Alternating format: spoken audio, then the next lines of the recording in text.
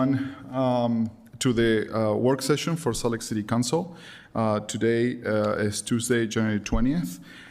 We're going to go through the reminders of the meeting. Our meetings are public and are open to anybody that wants to attend to these meetings. You are welcome to join us in person or by watching our council agenda page in Zoom, YouTube, or SLC TV. We hope you continue to join us whichever manner you feel most comfortable. This is a work session meeting during which there is no public comment.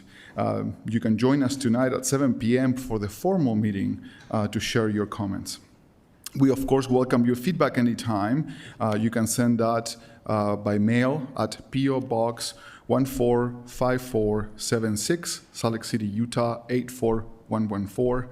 You can also email your comments at council.comments@slc.gov. You can also call us in our 24-hour phone line, 801-535-7654. Comments we receive on agenda topics are shared with council members and posted on our website, slc.gov/council. Our first agenda item for today's work session is number 1, ordinance zoning map amendments at approximately 265 East 100 South. Joining us at the table, Brian Fulmer, Council Policy Analyst, and John Anderson, Planning Manager. Brian, it's your time. Thank you, Mr. Chair. This is a proposal to amend the zoning map for the property you mentioned. It's approximately 2.19 acres, and it's in Council District 4. The current zoning is MU8, or mixed use, and the proposed zoning is D1, or Central Business District. The applicant's stated intent is to construct a large mixed-use development with ground floor retail space, residential units above, and underground parking. I believe the applicant is with us and available to answer questions, though I don't believe they have a presentation. And I'll now turn it over to John. All right, thanks, Brian, and thanks, Council. Good afternoon. This is a project from Sarah Javoronic, but she is enjoying the beach in Mexico, so I'm going to be here representing her. As mentioned, we're looking at a zoning map amendment at 265 East, 100 South. You can move to the next slide, please. I will attempt not to go through everything again, but just a quick overview. The zoning district is MU8, which is mixed use state. The general plan area is central community. It's about 2.19 acres. And the land use designation is high mixed use, which is 50 plus dwelling units per acre, which is why this zoning map amendment is not tied to a master plan amendment as well, because the new zone does fit that same description. Next slide, please. So we're here with this request. It's changed from MU8 to D1 Central Business District. This parcel was zoned RMU prior to the zoning consolidation project, which changed that to MU8. Again, the applicant anticipates a mixed-use building. If you look at the map, this just will show you this occupies the entire corner of First South and Third East. The Planning Commission did review the request and voted 7-1 to forward a recommendation of approval for the request. There were some concerns from citizens that attended. They were generally related to things like parking and traffic, which we hear a lot. There are also some related to potential construction impacts on the historic church to the west. Next slide, please. This is just what the current structure looks like. I believe there are some tenants there, but I believe a lot of it is actually empty at the moment. The applicants are here and they're ready to answer any questions, but this is just a general look at what's existing now. If we want to go to the next slide, please. So these are the key considerations that staff reviewed when making a recommendation on this request. So we always start with the implementation of city goals and policies that are identified in adopted plans. You can find in the staff report, I won't go through all of them, but staff did find that it did meet those standards, whether that was the density, including obviously increasing housing goals. The next step was looking at proposed community benefits. They have offered 3 different community benefits. Affordable housing, of which 20% of the units would be affordable up to 80% AMI. 8% would be at least 3 bedrooms, so providing family-sized units, and then 3,000 square feet for local businesses and other organizations on the ground floor. That will help provide an opportunity for those local businesses, but also for a ground floor activation. We also looked at compatibility with nearby properties. So everything to the west of here is already zoned D1. To the east is going to be MU8. The biggest difference, of course, between the two zones is the height. So if we look at, for example, like design standards are very similar, or D1 is more stringent in a few of them. So as of right now, their one condition that came with this specifically was to limit the height to 225 feet. Anything over 200 feet would need a design review approval from the Planning Commission. You may know that the D1 zone doesn't come with a cap necessarily. They can propose it at any height. Just again, anything over 200 feet would need design review. Staff felt that because this is on the edge of the central business district, it really is morphing kind of from that high intense uses to a little bit less in the MU8, and that's why that 225 cap was recommended as a condition of approval. I'm here to answer any questions that you have, and I believe the applicants are here. I do have to admit I haven't met them because I wasn't working on it earlier, but if they are here, they are planning on it. I spoke with them this morning, so. Council members? Yes, go ahead. Thank you. Thank you for presenting that. I don't know if they wanted to speak. I'd love to hear from them before I ask questions, but I know looks like they're walking up. Yes. Yes. Behind you. So Wants to sit up here? if we're going to allow the applicant to speak, there's a timer for that, so it's a 5-minute thing, so there's not a question. So you know, do you guys have you guys planned to make a presentation? We don't. We were coming up under the assumption that we were going to answer questions, but Okay. we can present whatever you guys Fine, want, then. and we Go know ahead. the project inside and out. So Okay, thank you. I am the council member that represents District 4, so it's great to meet you. And I've been working with St. Mark's to try to find ways that we could have density both from not just your parcel, but around them. And I think one of the biggest concerns is they have heavily invested in solar panels. And now the design you currently have would impede. And they did, to my understanding, an analysis and submitted some documentation to show how many kilowatt hours would be impeding on their current solar power system. So I just wanted to highlight that. How do you intend to overcome that issue so that there's not a large enough setback? According to D1 zoning or even the MU8, there would only be 10 feet barrier. And so you would obstruct all of their solar panels. How do you intend to remedy that? at the Planning Commission, that was brought up, and we talked about that, and we said, I mean, we are working with the church, and we will come up with a solution. I don't know what it's going to be, but it might be just that we pay for some things, we pay for some renovation, we do something, but we know the capital commitment they just put into that solar project, and we are going to try to offset whatever we can with them. So And it might not be a total perfect scenario, but we will do what we can to offset what they just did. Okay. That investment took place in 2021, and they're still paying it off. So I just want to reiterate, currently today, that's over 53% of their current electrical grid that's offloaded in the solar panels. So right now, they would lose approximately 222,560 kilowatt hours of sunlight just based off of that. That's a real problem. So it's not, I don't love your answer in the sense of you don't have a solution in place. I'd love to better understand how we do that. They placed them on the balcony of the actual cathedral and not their other buildings based off of where they could achieve the most sunlight. And so the biggest concern I have today is that the D1 zoning, although creates density, it doesn't give the type of density that this neighborhood needs, let alone it already impedes on the visible view of the cathedral. So I'd love for us to think about one of the options in speaking with them. It sounds like you guys have barely made communication, because when I met with them 2 weeks ago, they had not yet communicated with y'all and your team. So I'd love to better understand how we can reconfigure. I know the community members, and there's some here to talk about this today as well. You know, they're a very density-friendly neighborhood, and I appreciate that you talked about family-sized units. I do want to ask some clarifying questions. Just as you're running this pro forma, I love to ask this, like, have you looked at condominiums? Have you looked at other alternatives in order to both increase to decrease vacancy and increase occupancy, but also create more stable anchoring for the families that you're trying to move into your community as well?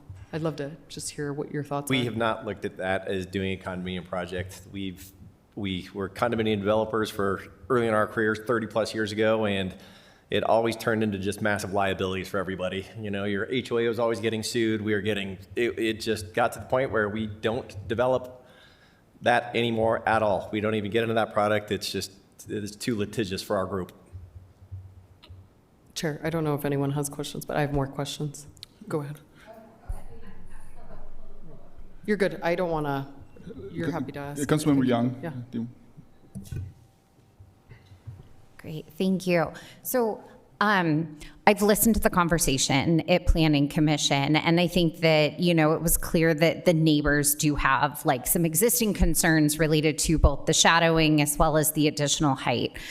One of the things is like a vision for being able to protect some of these lower level historic efforts and historic buildings that we have throughout the greater Salt Lake City, while also, you know, giving them an opportunity to be able to look at having, you know, the opportunity to have neighbors who may have additional height around them, and like what our tools are within that space.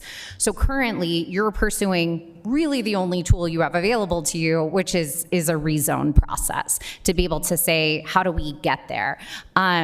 It's a great opportunity to highlight that there are other tools the city just doesn't have in place yet. And one of those would be looking at transfer development rights, which I know this council has passed a legislative intent to be able to say, what does that look like? The reason I'm highlighting it as a part of this conversation is because right now we have a neighbor who feels like they're in a space of loss because they don't have any plans to rebuild that church. You know, it has a lot of historic value and sentiment. At the same time, they're seeing neighbors coming up next to them. Transfer development would have created an opportunity for that property to potentially consider saying to an abutting property, hey, like if that is within the city code, do we have a chance to be able to sell that additional height and, you know, be able to create those opportunities? So, like I said, I know that council has passed a legislative intent within that space. I'm not necessarily asking for it to be applied in this situation because obviously we need those tools. But I do think that it's a good example of why that tool could be useful to us in the future in terms of brokering some of those conversations between property owners who have various needs, solar panels, et cetera, but also maintaining some of the historic value within the area. Thank you. Councilmember Carlson. Thank you so much. Couple things I want to talk through. Help me understand from applicant's perspective the difference between D1 and a possible rezone to MU11. I understand there's height differences as well, but how would that impact your project?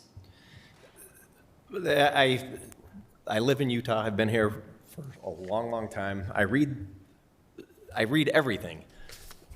What I read in the state of Utah right now is we have a massive shortage of housing. And if the problem is not solved, well, it's just a supply and demand thing pretty soon. And we all know that now the average price in Utah is, what, $505,000 or some crazy amount?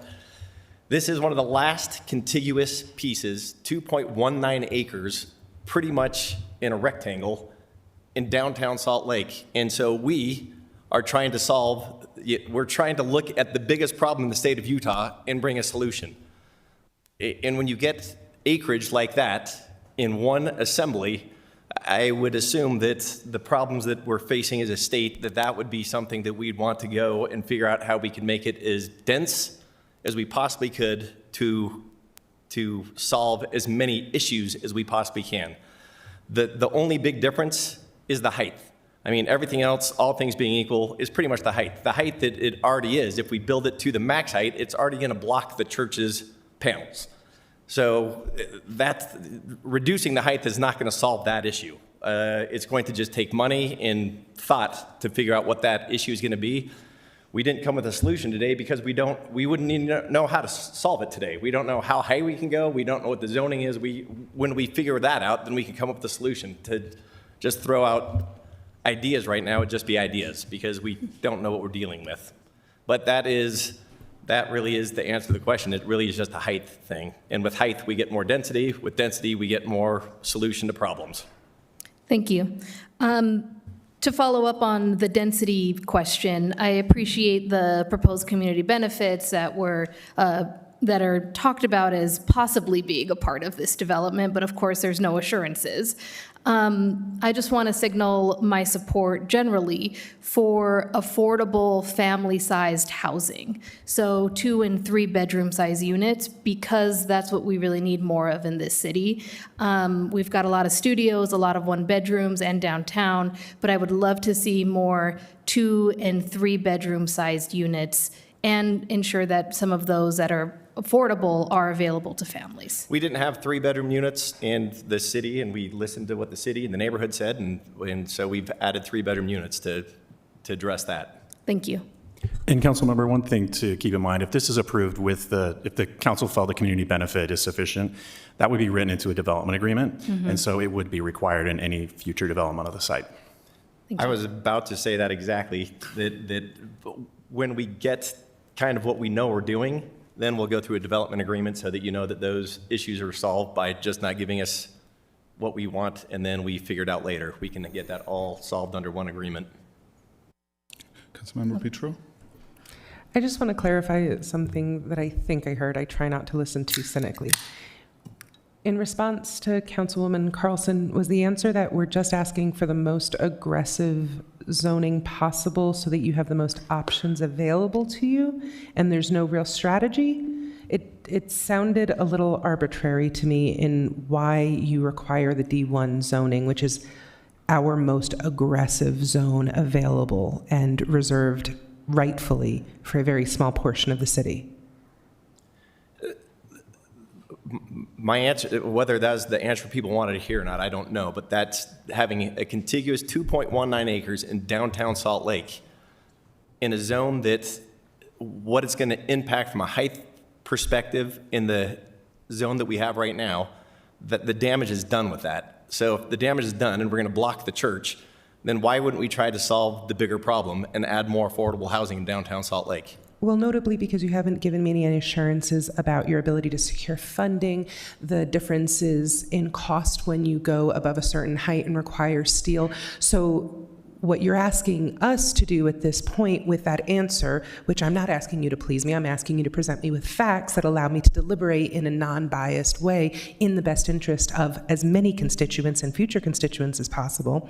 So what you're communicating to me is that I have to give you carte blanche, possibly violating some real concerns of existing constituents without any assurances that anything good will come of this. And if you, who might have the best intentions, might be our best partner available for this project, cannot accomplish what you think you're going to, you could take the increased valuation on that property, sell it to someone else, and leave us in ultimately vulnerable circumstances, further damaging a historic community. So while I'm not asking you to please me, I am asking you to approach this as a partner who is responding to very valid concerns in the community with more than just a, let's throw some spaghetti at the wall and see if we can solve a problem. And I hope that that's not what you thought I was saying. I was saying that all things will be contemplated and delivered in a development agreement before anything is approved. And that's how traditionally major developments have been done for lots and lots of years, is you get to the point where, hey, conceptually, this looks good. We have a lot of concerns. Before we approve this, the approval will come concurrently with the development agreement. Our ability to perform, whether we can or not, I have no idea, but we represent, and our partners are the biggest family office in the entire state of Utah. It's the Cumming family, a multiple billion-dollar family office. They're in downtown Salt Lake. All they care about is downtown Salt Lake. They are impassioned about downtown Salt Lake. They donate to downtown Salt Lake. They are very, very ingrained in the community of downtown Salt Lake. So again, whether we have the ability or not, I have no idea, but we represent one of the biggest families in the state of Utah, and they are very passionate about this project specifically. I'd love to hear more information about the possibility of what could be done under MU 11 just for due diligence purposes. And while I'm so thankful for those big families who continue to build, the counterbalance to that is our neighbors who are feeling disenfranchised every day and need to be equally represented in this. Thank you. 100%. Lopez Chavez and then Dan Dugan. Yeah, thank you. I just wanted to reiterate my comments. So I'm interested in looking at what a pro forma, what this design could look like under MU 11 conditions. So I want to make that very clear. I think there's a way to create really intentional density, and maximizing supply, although creates economies of scale, is not actually bringing housing. We've seen plenty of D1 projects fail in downtown in the last 5 years. And I'm happy to give you examples of them. Even Worthington took a long Gone time for bankrupt, lease ups. bad, or what do you mean that they've failed? They either sold or they're having struggles with lease up and they're not fully occupied. Vacancies also affect us, and also retail. One of my biggest issues with it is the ground floor retail on this. 5,000 square feet, we actually have difficulty activating ground leases and master ground leases. I'd love to just see how you could structure that if you did garden style entries. I think that's an opportunity there. I wish we could fill every retail space, but genuinely, I just want you to take a tour of the city since you're from Utah and see how difficult it has been here. So D1 zoning, although provides us the best economies of scale, it has intrinsic inherent failures because scale and supply is not distributing this type of resources that this community needs. And I want to reemphasize, you do represent one of the largest family offices, which means their investment committee should take a look at condominiums. I want to reiterate that because if you can present me and show me the math behind it and say this doesn't work, insurance aside, that gives me an example. If the Cummings family would like to work with downtown, I'll tell you, they haven't met with my neighbors back there. They haven't met with me, and they don't have to meet with me. But as far as I'm concerned, that office should be advocating for downtown. We've had fires. We've had massive offices leave downtown to go down to Lehigh or other parts of this valley. And I'd love for us to maximize this. So you have 2.19 acres, if I'm not mistaken. That's an opportunity to reassess what's the type of jobs we'd like to attract, what are the type of neighbors we'd like to do. I love the family-sized housing. I think that's exactly what we need in downtown. And if you can't show me a pro forma where we could have attainable home ownership opportunities, then at least show me that this has scale and has value and can be attained through the renter's experience. But also show me, I'd love to, this is something I brought up to the church. You know, they have Hildegard Pantry. A lot of the neighbors here, especially in this commercial district, have had, they see a lot of symptoms based off of the family need. I went out last week to Hildegard, and there are families, the majority of the people that received food and supply are the actual congregation members of this church. And so I want you to think creatively because you have the ability to have a mid-blockway there. You have ability to switch your tower orientation. No one's saying you can't have a tower. That's not what we're saying, and I think the neighbors aren't even saying that. I think what we're saying is this church is caught off guard. They knew that one day there might be development, but they've now invested significant capital stewards and funds into, you know, into their solar panel, into the longevity of this church, and now they're looking at seismic upgrades, and they're going to have a capital campaign. I would request that the Cummings family and your clients speak to those representatives and then come back to us and say, we took this in dutifully and we have now created a response to it. I think that would at least appease me, I'll say, and give us more information from the council side so that we can appropriately and confidently rezone so that you can receive those economies of scale in a timely manner. I think all of us want to see this succeed. I'm just letting you know I'm weary right now only because I've seen projects, I call it failure, not bankruptcy, although bankruptcy is a huge failure, I would say, especially to IC committees. But because there's significant vacancy, and that's because we're building at an unattainable cost, and it gets passed on to the consumer. So as someone that's rented their whole life, and the majority of us have rented, I'm telling you, we want to build a beautiful product. We want to build something that people come into, and maybe it is retail.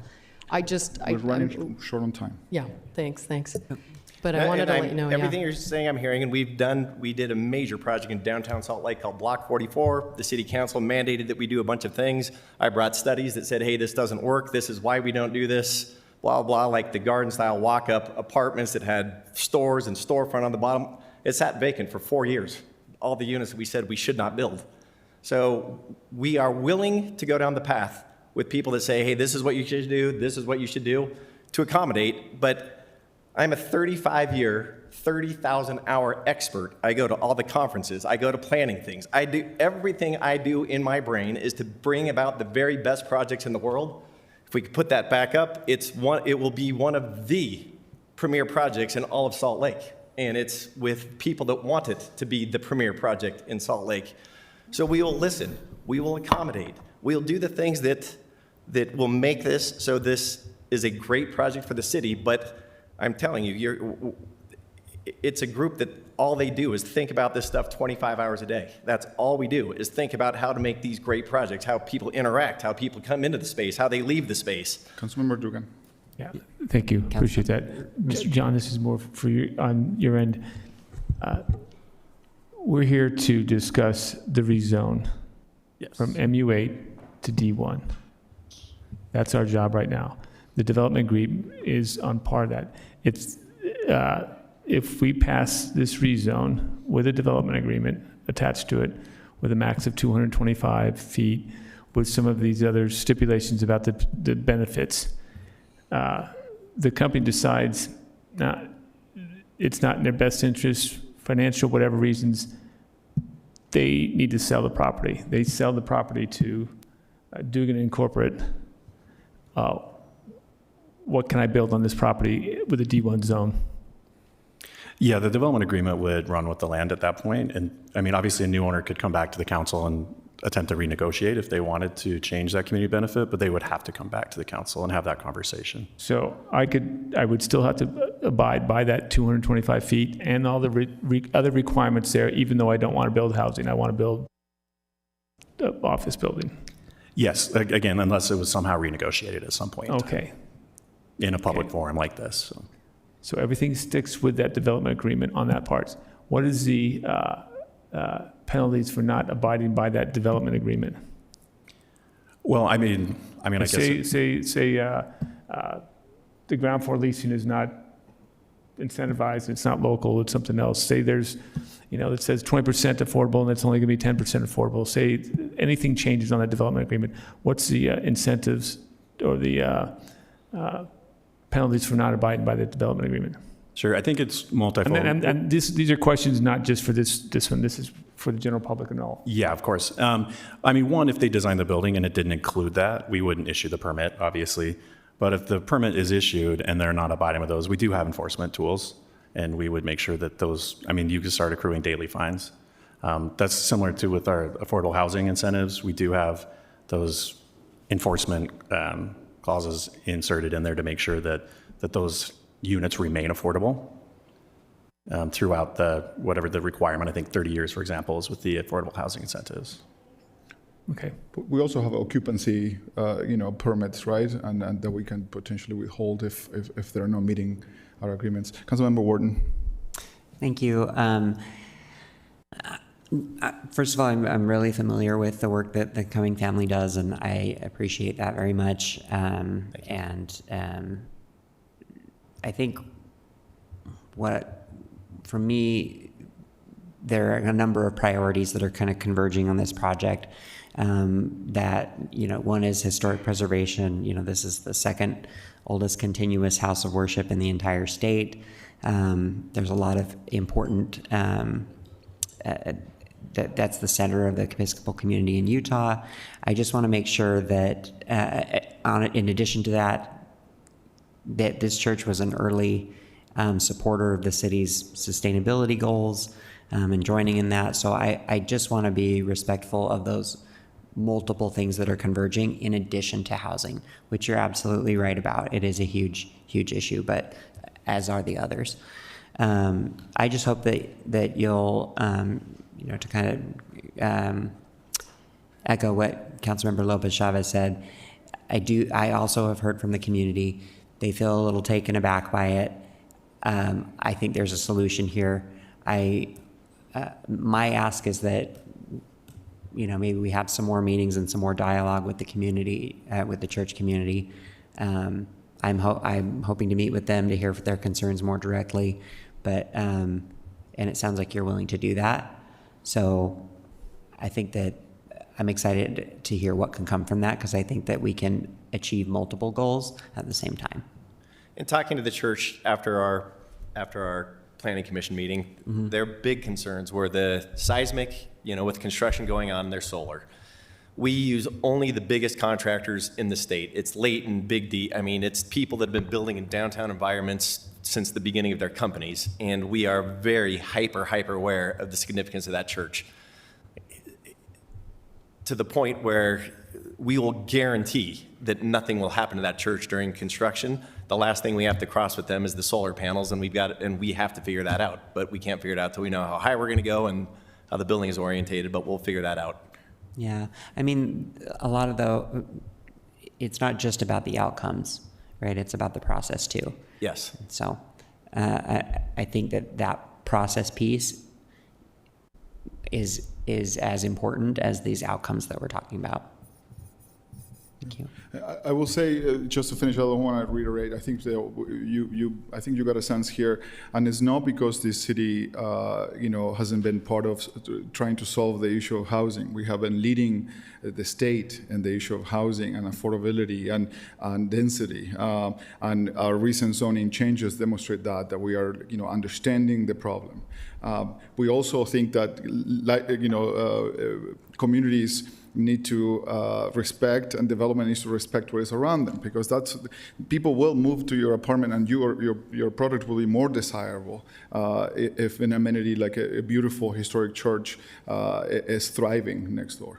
And that is where I feel like maybe some of the sentiment here was coming from, and it isn't, like Councilmember Lopez mentioned, it's not about you not having a tower, it's not because of you not wanting to solve the issue of 2 or 3 bedroom housing. We appreciate some of these things, but at the same time, we believe that there is something better. I appreciate how beautiful the building looks like right now. I feel like your architects can actually come up with something that is as beautiful, that accomplishes multiple goals of our city, including our housing shortage and respecting some of the neighbors that they've been there for so long. So thank you for that. I feel like this has kick-started a good process. My parting shot on all that too is I hope that from a reputational standpoint and a goodwill standpoint from the Cumming family, and I'm not saying gives the death, I'm not saying anything, but I hope there's at least a trust level that that in their hearts, they want the very best for downtown Salt Lake. And there is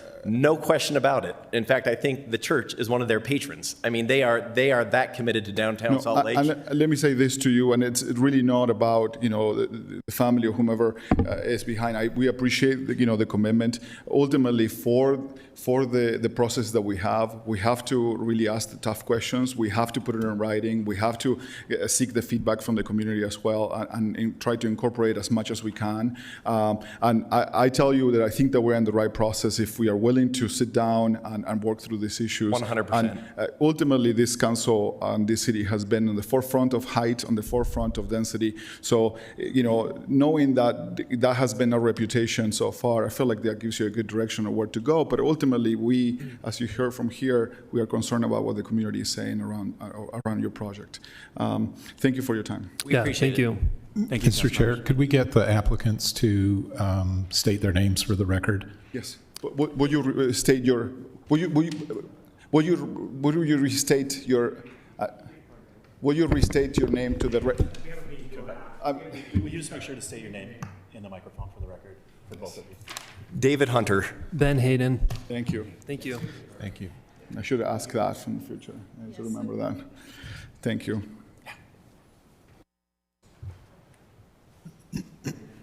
Okay, we're moving on to item number 2. It's an ordinance regarding the zoning administration text amendment. Nick Norris joined the table, our planning director, and Brian Fulmer, our concept policy analyst, staying on the table. Brian. Thank you.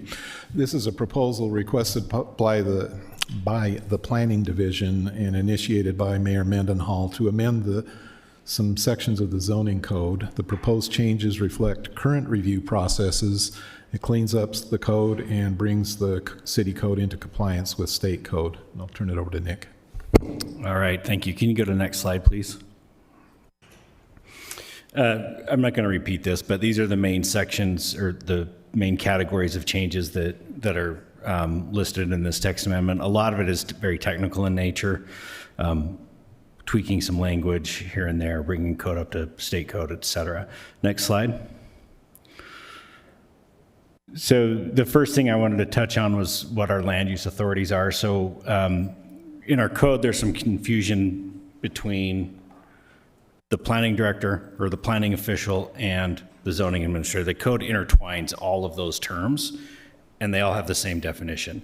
And so these types of changes are mostly just clarifying those definitions so that it's very, very clear who gets to actually administer the code and how that authority is delegated to our staff. Next slide. We're also updating the zoning review process. We'll get into this a little bit, but right now our code requires everything to have a zoning certificate, which is kind of an outdated practice for us. We haven't actually been following the code to a T. And it changes what is currently called the site plan review process in chapter 21A 59, or 58, sorry, to zoning review and approval. So it actually matches what happens. And then finally, this section removes the development review team has a land use authority. They don't actually have any approval authority by code, but yet they're listed as a land use authority. So we're trying to clear that up. Next slide. So this gets into a little bit about that. The code in the blue chart to the right side of the screen, this is technically what we should be following.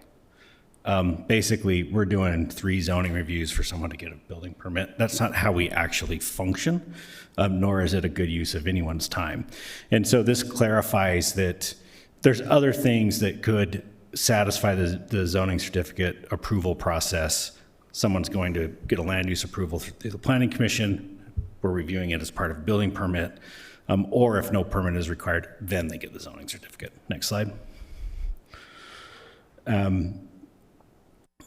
Yeah, this kind of summarizes the zoning review process and some of the goals that we're trying to achieve. One, obviously state law.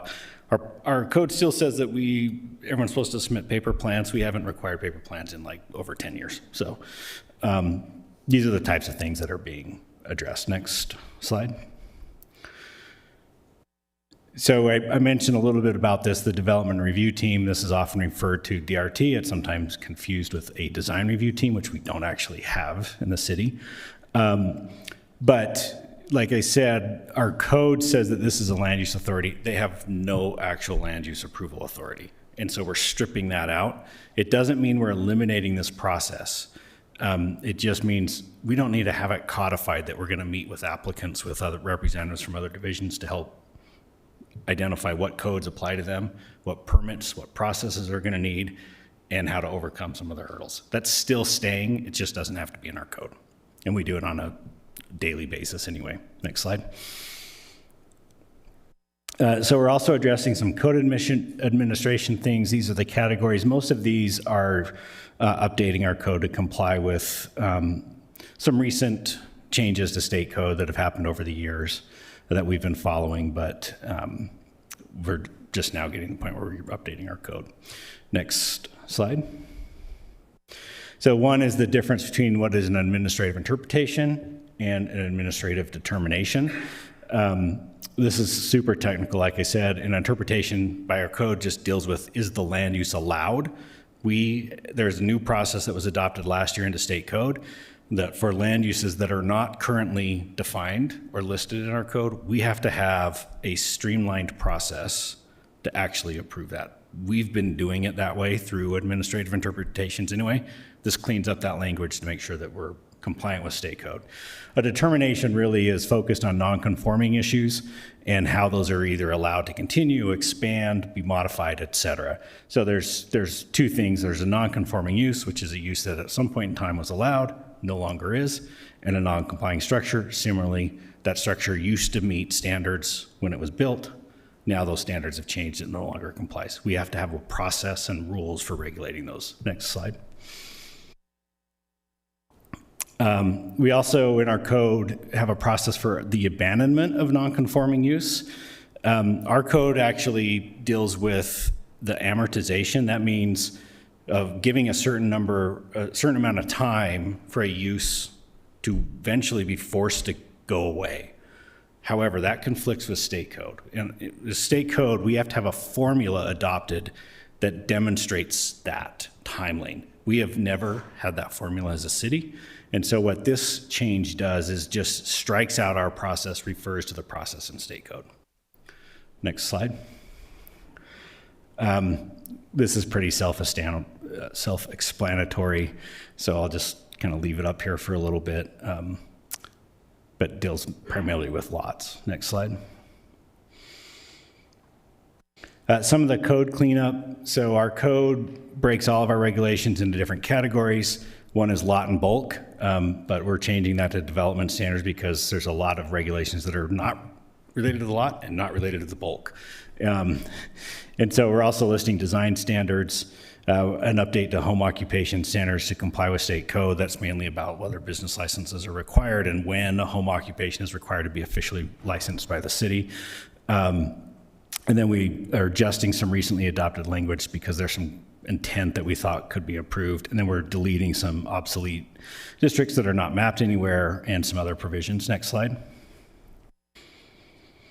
So this is an example of the obsolete provision on the right, or I'm sorry, that says obsolete, but this is actually clarifying the intent.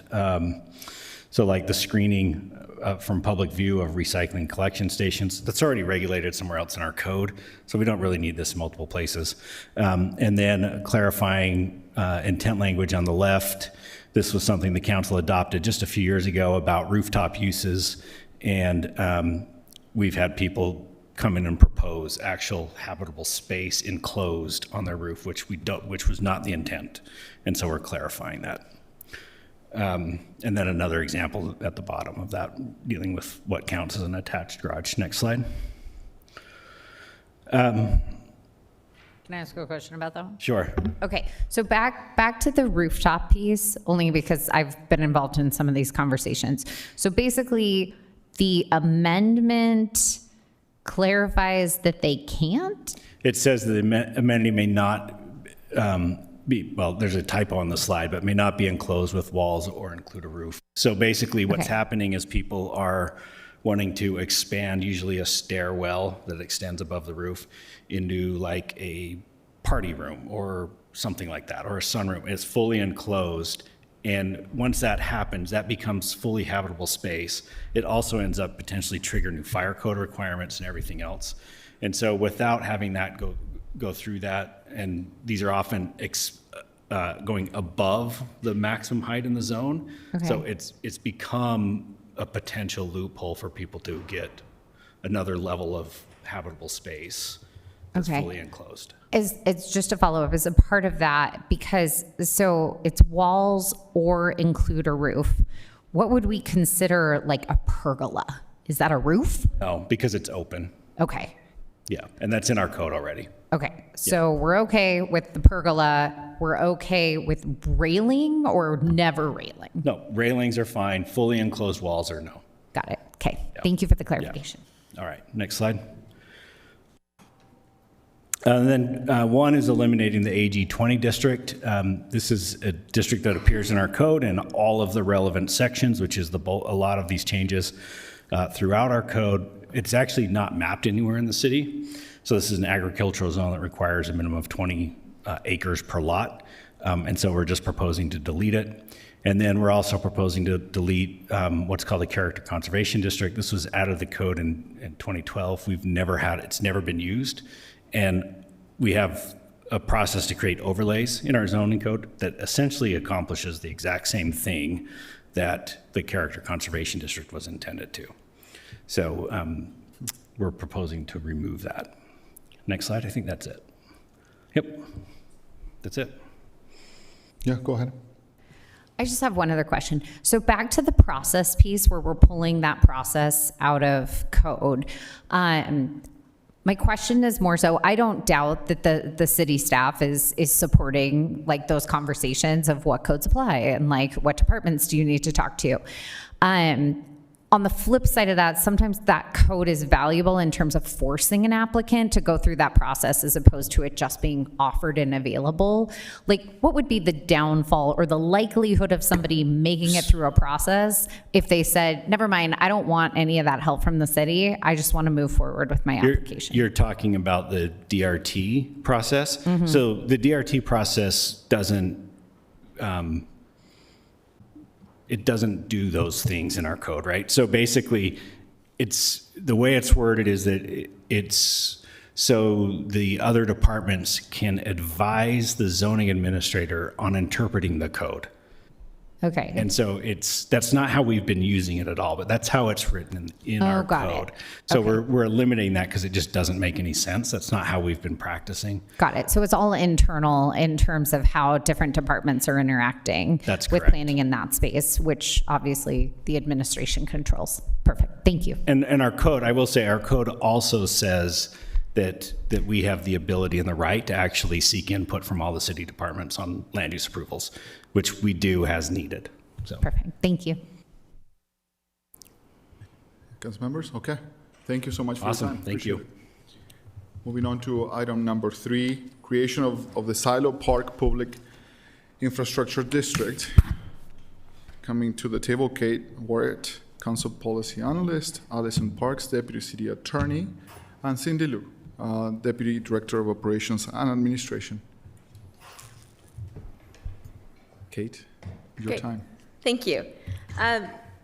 On November 24th, the city received a petition to create a public infrastructure district, or a PID. That petition is included in the attachments that you have. This petition was for an area located at approximately 470 west, 600 south. This location is located within the Salt Lake Central HTRZ, and it mentions using some of that tax increment potentially as a financing option. There is one other PID in the city, and it is associated with the SEG development near the Delta Center. Additionally, in your attachments, there's a certification acknowledging the receipt and confirming that the petition complies with state code.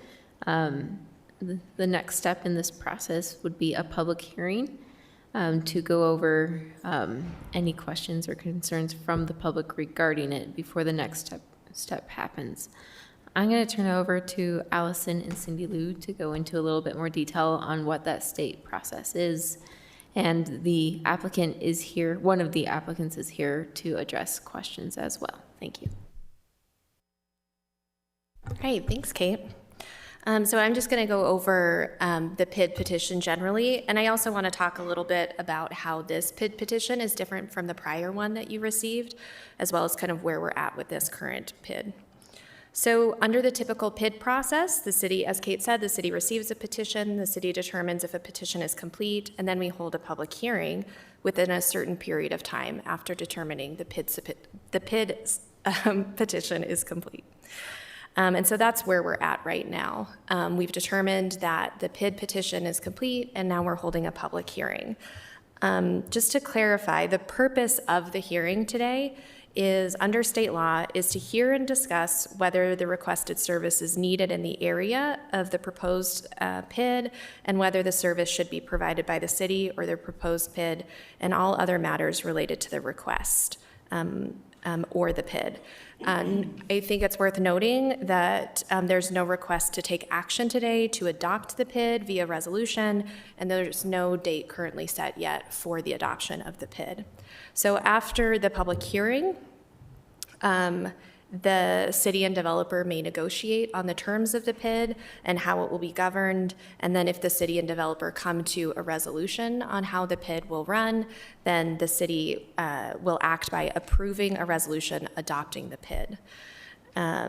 It's worth noting that the creation of a PID is within the city's discretion, and that also means that, unlike the prior PID that we took action on, there's no statutory deadline to adopt it. So under the prior PID that we took action on about a year ago, that was a different PID. It's legally distinct. It's called a convention center PID. And that was created to support the downtown entertainment district. And under that law, there was a specific time frame within which to take action, but that time frame doesn't apply here. This is a legally distinct PID. Do you have anything you want to add? Great. Any questions? Members? So as the newest member of this council, I have a few questions related to this. Walk me through what happens in the event that a PID is not determined. We don't determine that this is a viable site for it. What happens to proposed development or future of that area? I think that's a great question for the developer to answer, if you'd like them to answer that. But I will say, under the law, there's no legal consequence for the city to not create the PID, but whatever impact that might have on the development, I think the developer is better able to answer that. Thank you. I would like to ask generally about what is the impact of financially for the city when we overlay PIDs and then HTRZs on top of them, and how will that dynamic work? To make good on this money and the investment and the projects, the culmination of the projects and whatnot. A little more information about that. Yeah, I can speak generally about PIDs, but if you have specific questions about the financing of this specific one, I think that might be great for the developer to address. So PIDs are traditionally created as a financing tool for these developments to bond against. And so what they do is they create this separate legal entity. It's separate and distinct from the city.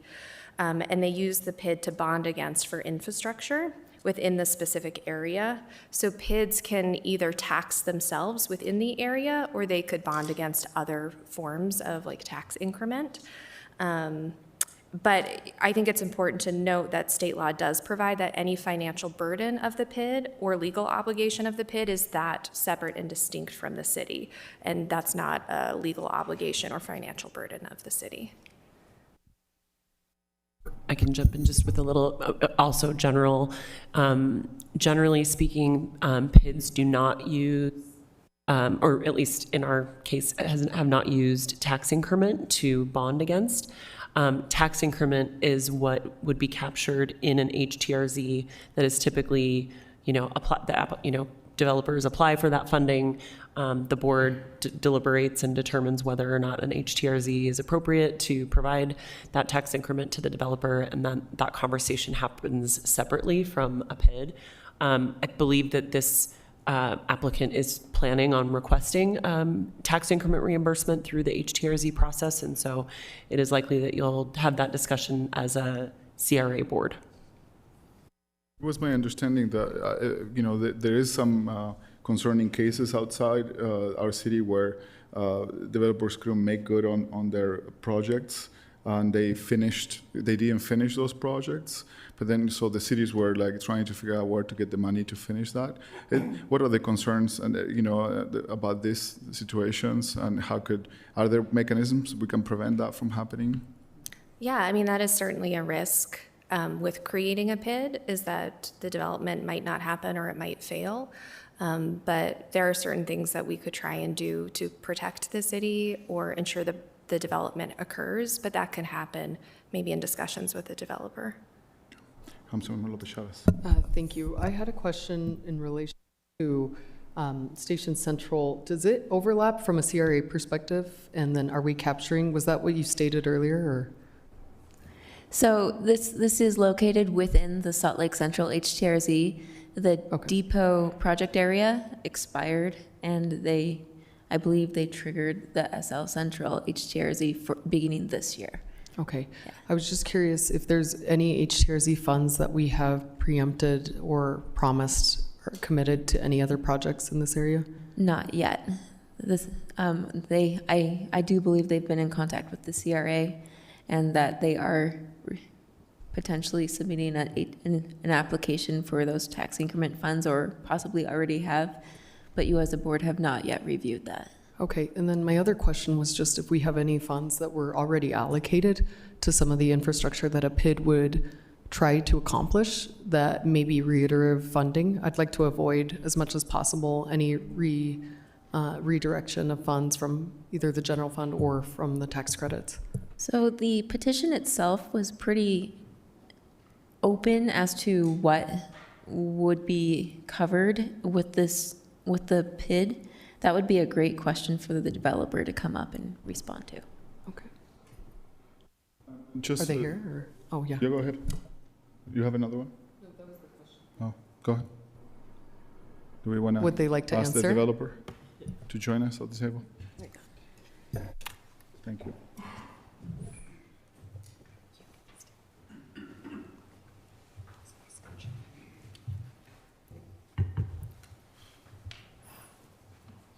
Bring another chair. Yeah, sorry.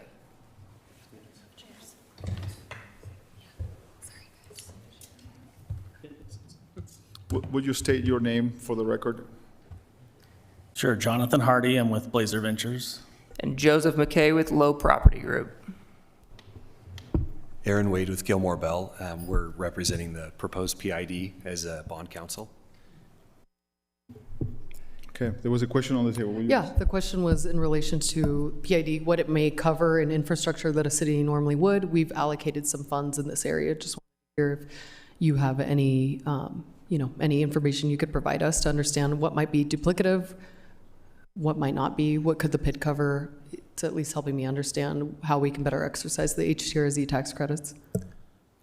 Well, we'd love for the city to cover everything, if that's an offer on the table. But we are working on the interior site where water, sewer infrastructure, we have an interior park as part of this development, and then parking structures. These are kind of the main components of the public infrastructure district that we would be addressing, but it's all interior to the site, wouldn't be stuff in the streetscape that the city would be responsible for. Well, that's all my questions for now. Thank you. Ultimately, one of the things that I want to make sure that there is good connection with, the planning for the area, right, for the infrastructure that this will fund. And I guess I wish there was like this, there were tax credits, and there isn't, right? This is money that, is created and it is used, by the increment that happens in the growth in the area. But certainly, I know the area very well, and there is a lot of infrastructure needing. So there is some benefits on that. I am concerned about the pain of this on finishing these projects and making sure that they make do and they are done as we agreed, especially because we have a project recently that didn't go the right way, or at least in paper it didn't go in the right way, that with Pickle and Hyde, and I have some questions about that in a different moment. But I want to make sure that whatever we put on an agreement end up happening, and that we don't, spin our ways and trying to figure out how to not do that or do it differently. Certainly, I felt like this is it could be potentially a good thing for paying for the infrastructure that we have neglected for, probably 100 years in the area. So, go ahead. Thank you. I do have another question. I wanted to understand, will you remind me, will this project have any LIHTC in this location? Yes, it does. Are you doing any bond recycling at all? I know that's the Public Activity Bond Board. They were looking to recycle. Are you guys taking advantage of that, or?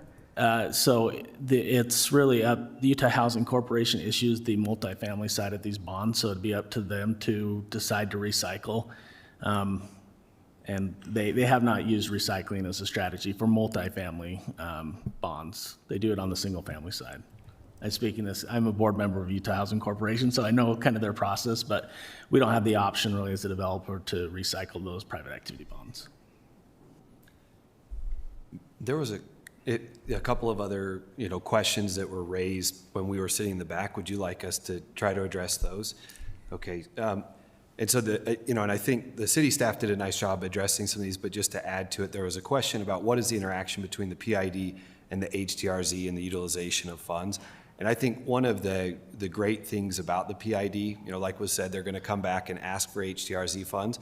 But if the district, was created and determined to, they could take HTRZ funds as well as taxing themselves, and then that would expand the pool of improvements that they could finance.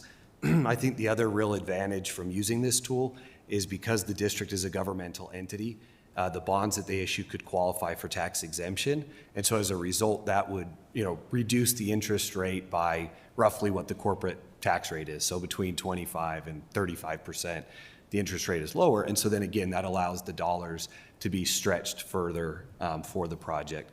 I think the other, benefit maybe that the city could see there is because it is staying with the governmental entity, those HTRZ funds, it, increases transparency. It's going straight to a bond trustee who's going to turn around and use that to pay the bonds.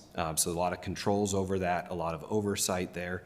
And so I think that's some of the benefits of using the PID. And like you said, while keeping it off of the, the city's balance sheet.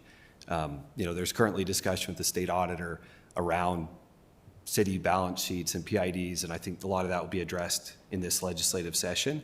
But I think that it is a great tool to still be able to use the tax exemption without the city having to come and be the obligor on the debt and issuing the bonds through like your RDA or similar. Let me see here. Trying to see what the other questions. Yeah. No, I appreciate you saying that, but ultimately, from our point of view, generally we prefer to have the control over that. There is, these financial tools are not necessarily what the city will prefer to use. Obviously, they are there now. I mean, the applicant has been, pushing for these tools to happen, and they exist now. So we gotta utilize them. But ultimately, they might speed up the process in some cases, but there are also concerns about them, right? And we appreciate the attorneys always like looking up for us. But are there any other questions specific that you're answering that were presented here today? If not, we need to move on. I think the one other was just maybe the ability to finish projects. I think generally the PID is not going to be the the biggest impact on that because it's generally just financing the infrastructure rather than being the main source of financing. But I think all of that can still be addressed through, development agreements. You'd still have your ordinary performance bonding that you'd have on, any project. The PID doesn't, limit any of those requirements. Yeah. Victoria. And just quickly, John, you're probably the best for this. The silo, is this for the entirety of the post project and the silos that you're considering? Or will this, I know the southern portion is going to have a larger concentration of affordable housing, right? This goes the 40 to 60% AMI with the historic preservation of the silos. Will this PID cover the post district and that? Or are we just looking for money to put infrastructure in a place where you guys are already kind of doing some things that we need you to do? Yeah, this is for the silos block only. Okay, it does so not it's include just the southern does not portion. include the post district, which we have mostly completed. There's still some elements there to go on there, but it is for the silos project specifically. And yes, we do. So we'll talk probably a lot more about this when we get into the tax increment request. But yeah, we are preserving the historic silos. We have a number of components that are going already. I mean, our affordable housing is almost completed. Our investors went out on a limb to build a lot of this stuff.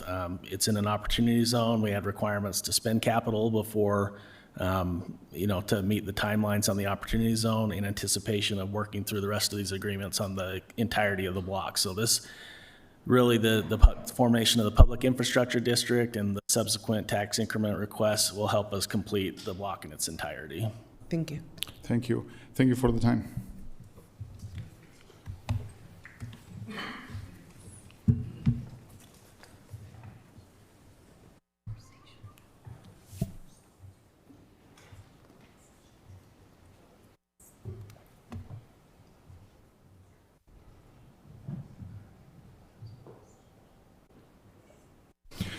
Moving on now to item number 4, as an informational item, the Downtown Alliance updates. We're going to have at the table Dee Brewer, just DTA Executive Director, Jessica Thiesing, DTA Deputy Director, maybe, and Dee, it's your time. Thank you very much, Council. We appreciate your time and attention today. Councilmember Carlson, we haven't had a chance to sit down yet, but look forward to that. You may have additional questions, and we want to bring you all the details you need. We're here to brief you on downtown investments, accomplishments, and upcoming initiatives as well. We recognize the limited time, but so we're going to be brief. We welcome your questions after these remarks, and we're always available for discussion. We put links in the to some of the program details in the presentation notes that I believe were sent to you. You can click through to those, or we can send them to you. Just as a refresher, the Downtown Alliance is primarily funded by a special assessment area that commercial property owners created and have reauthorized for more than 30 years. We're charged with vitalizing downtown, the Intermountain West's Center for Commerce, Culture, and Entertainment. Downtown vitality creates downtown spending. I don't have to tell you that downtown spending generates tax revenue and stokes the general fund and sustains the city. Next slide, please. Or can I advance these? Do I just have to call it out? I'll do that. As I said, we're here to report on the Alliance's 2025 efforts and give you a preview of 2026 as well. Our briefing is focused on a few key issues, and you can find a link in those notes that I mentioned to our full strategic plan for the year.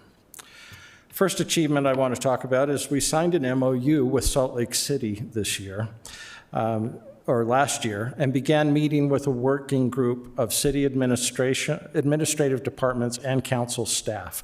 And that work continues through 2026. We're working on developing a public-private partnership to improve Pioneer Park guest experience and grow visitation. And you can go to the next slide.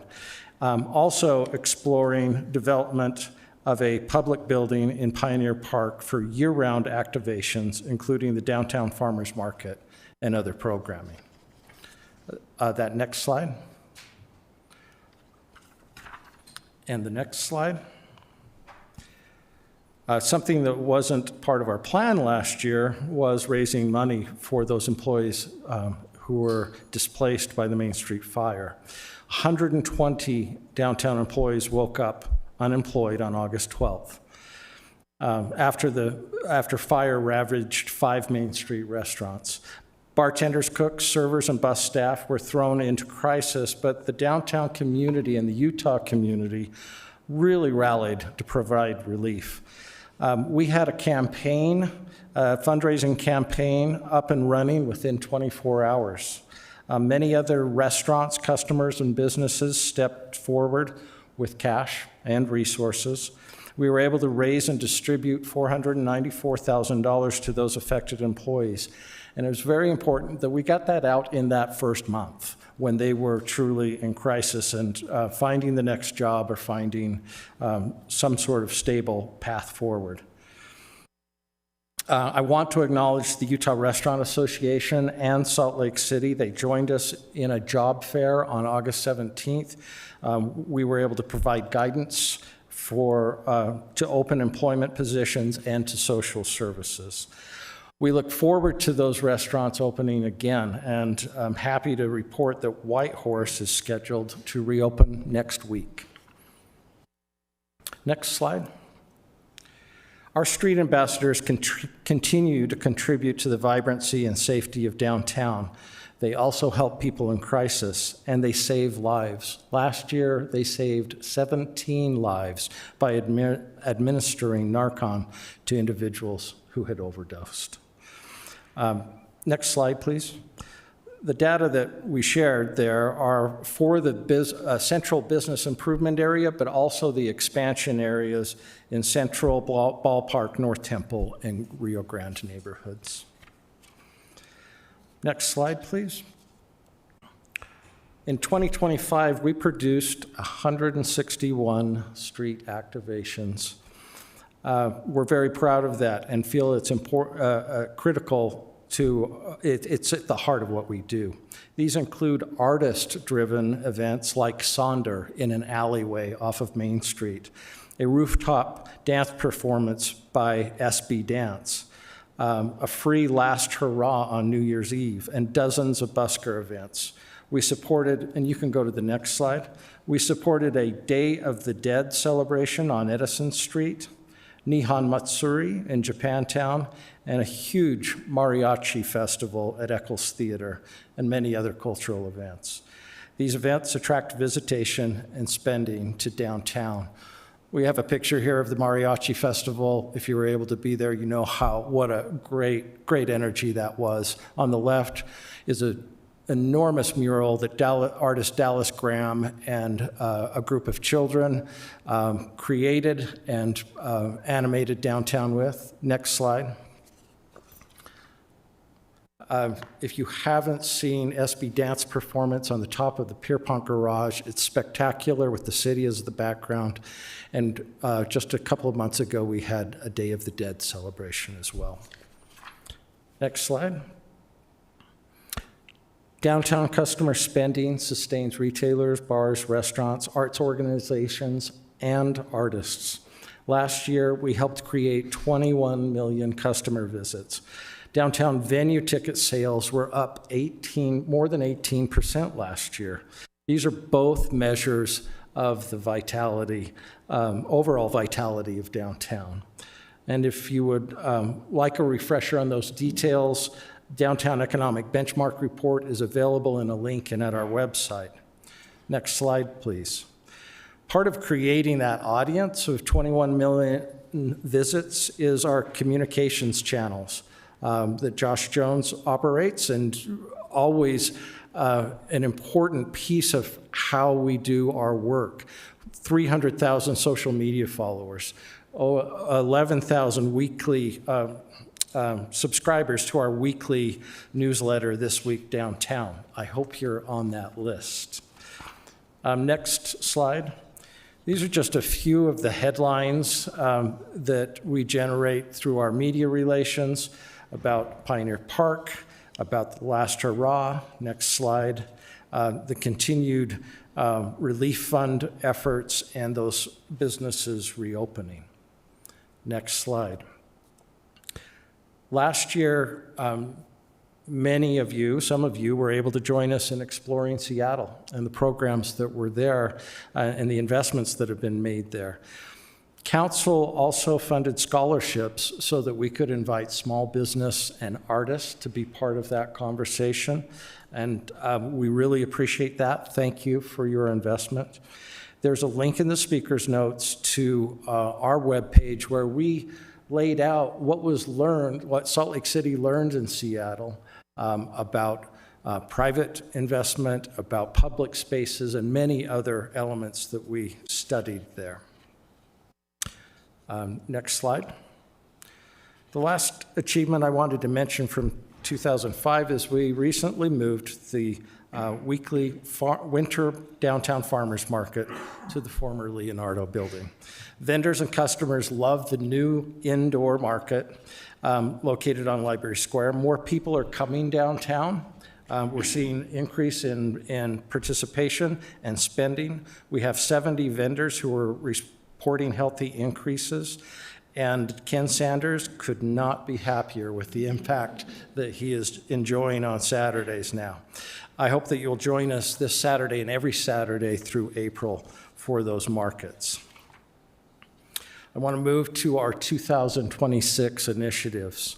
First up, next slide, please. Downtown Rising, Beyond the Games, a community-driven vision guiding downtown growth, investment, and legacy through 2035 and beyond. With more than $10 billion in investment coming to downtown in this decade, this is a shared vision that is essential to ensure that growth strengthens what our city what our downtown is, which is authentic, accessible, and welcoming to all. We want downtown to offer their vision for what downtown is going to be. You are stakeholders in downtown. The city is the residents of Salt Lake City are also part of that, and we look forward to including you in that conversation. Next slide, please.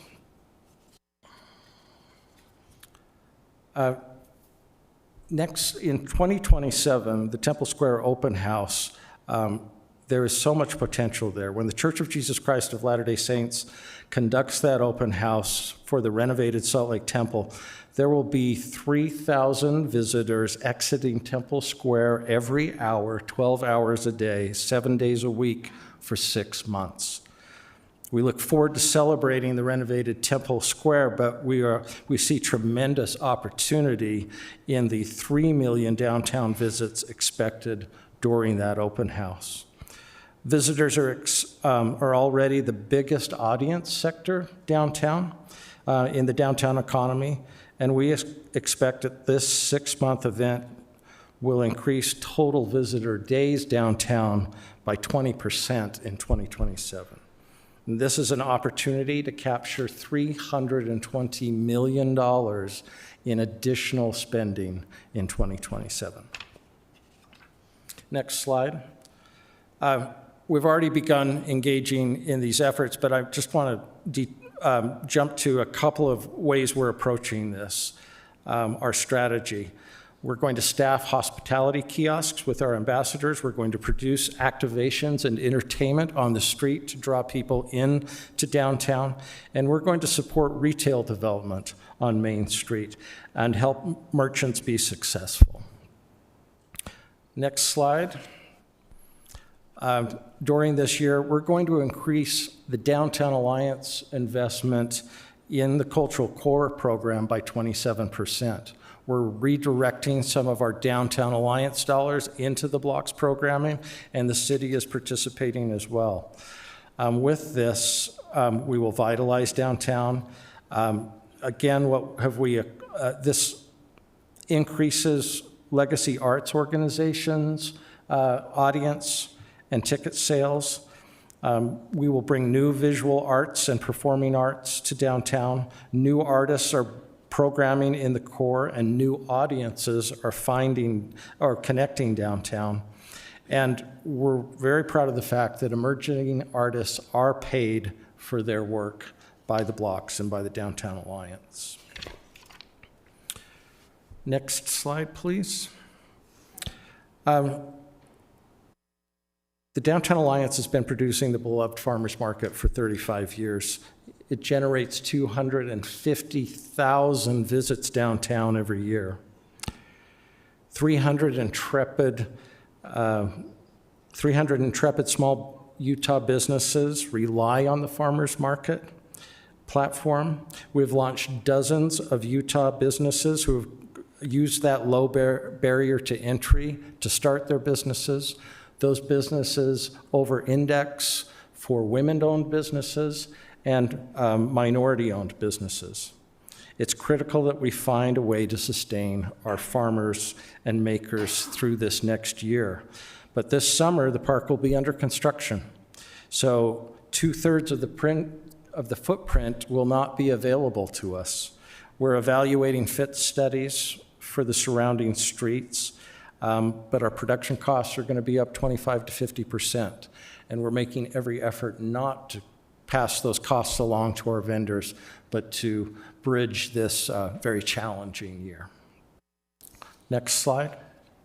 We're going to continue, per the MOU we signed last year, to meet with the administration and council staff to determine if a public building in the park is viable and if a cost-benefit analysis supports our investment and the city's investment.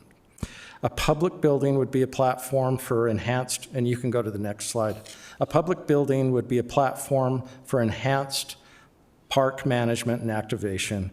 It would also be a venue for community events, including a year-round weekly farmers market. Next slide, please. I just want to acknowledge the Downtown Alliance team who's here in case I got anything wrong and they could swoop in to make it right. But I really, we all appreciate all the good work that they do and happy to answer any questions that you might have. Council members? Eva? Lopez No Chavez? questions. I just want to reiterate my thanks, and Christina, especially to the ambassadors. Hopefully you get my email every month, but we do look at that data, and I think as we look to grow our partnership in the future, I know that especially the ambassadors are taking the time to constructively not just clean up the city, but inform those that find themselves in really chronic symptoms or areas of our city. So I really appreciate it. But also the events, they're phenomenal. And I want to say, as someone that I attended the Mariachi Festival, it was packed with señoras, abuelitas, people dancing in the aisles. And I think I'm just really, really glad to hear that for 26, you've made it imperative as a part of your mission to grow that cultural response. I think that's what really makes the identity of downtown Salt Lake City. And it makes us so special. It makes us different from Ogden. It makes us different from Provo, the Point of the Mountain, et cetera. That's the type of highlights that our community wants to see. So that's the feedback that I hear from residents, from the business community standpoint. We've been in meetings lately where a lot of our retail spaces are excited to see the economy grow in downtown. And we see new jobs emerging left and right and new campuses coming back into downtown. So I just look forward to that. And I know that you and I interface often, but for the rest of us, I think there's an opportunity to really showcase how this model can be inserted in Harvey Milk Boulevard, maybe in Sugar House, maybe even in the west side of our city. There's other parts of our city that seek the same subsidy and tools. I know you've been a part of that, but I would love for, as council members look to different tools and apparatuses that can help their own business communities. This has been a really interesting example, I think, of how we partner long-term and how we can help build up other economic places within our city as well. So thank you. Thank you very much. Councilmember Young, and then Councilmember Petro. Yeah, no, I would just echo that I think that your success is very much represented in the fact that we have a lot of folks in other various places of the cities that are trying to figure out, like, how do we have that same type of solutions and programming? I know that the city has a clear process, and we've got amazing individuals within economic development who are really kind of a champion and shepherd for those conversations. But I do think that it just speaks volumes, that there are other neighborhoods who see the success of the Downtown Alliance and want to see something similar, growing into their areas as well. I did want to just get your sense. I know that just even from your overview, there's been a lot of high highs and also some kind of low lows. As we look ahead, I know that one of the biggest concerns in the downtown area has been the construction, and also the construction that we know we're going to be facing over the next several years to the benefit of hosting the Olympics and, some of the other major venues that are happening in that area. I'm just curious if you have any thoughts or feedback about what role you play within some of those greater conversations happening in the city. That construction is daunting, short-term pain for long-term gain. We have been and will be very involved with that. Our mutual friend, Bill Knowles, who works for us and for the city, is a wonderful resource, and we do and shall continue to meet and work with him. All of those we know generally what those are, but we haven't. We know when Salt Palace is starting.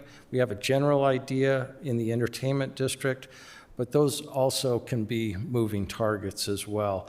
With 2027 coming on and all those new visitors, that's going to be, I think, a particular pinch point. We want people to have a positive experience.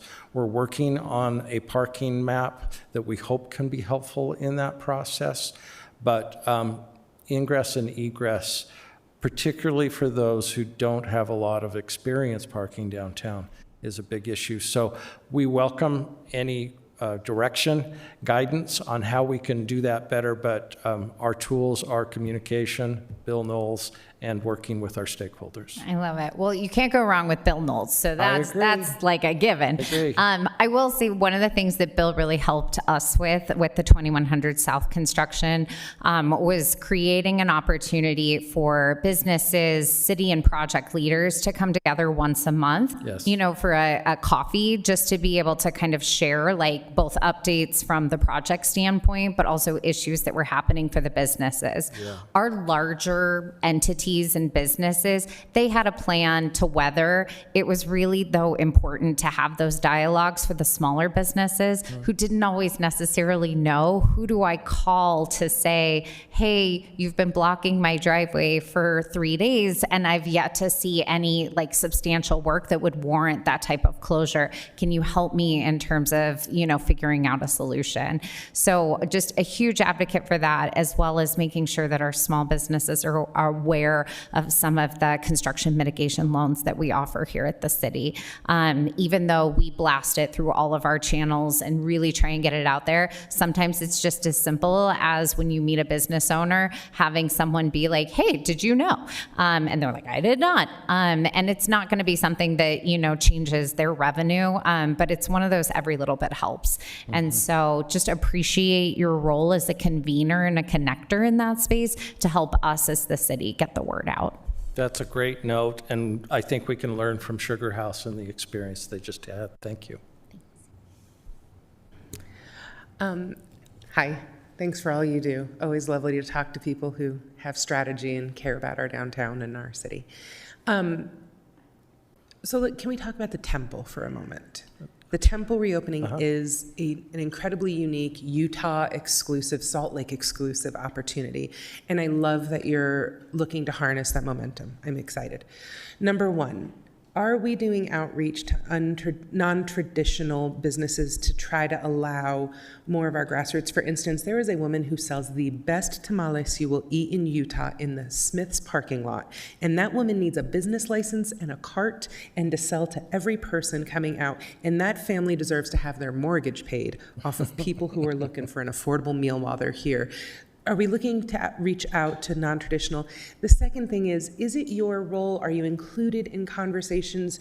How are we convening if we have 3,000 people leaving every hour who think this is going to be a suburban experience where you park within a Costco parking lot from that temple and never have to see someone who might not have secure housing? This is a disaster waiting to happen.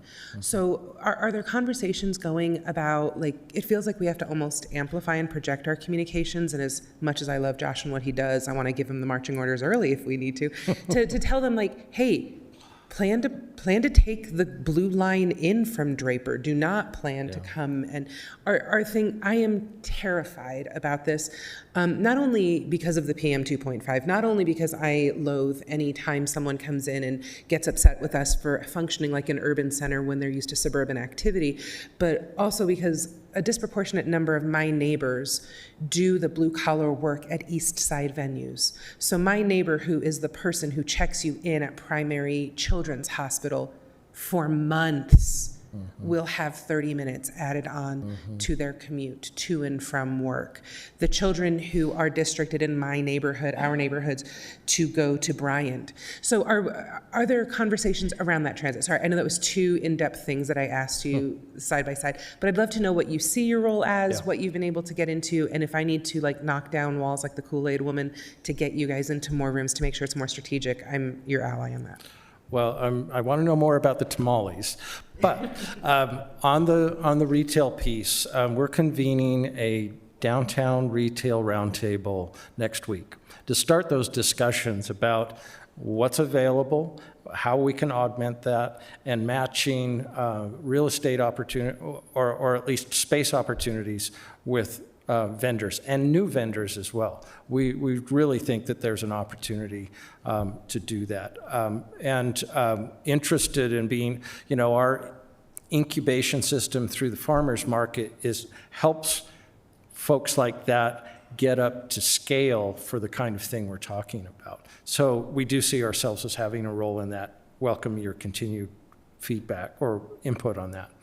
On the parking and the traffic, what I can tell you is that we're meeting with the church later this month to start those discussions about how they're sort of sequencing and where they think they're going to be parking.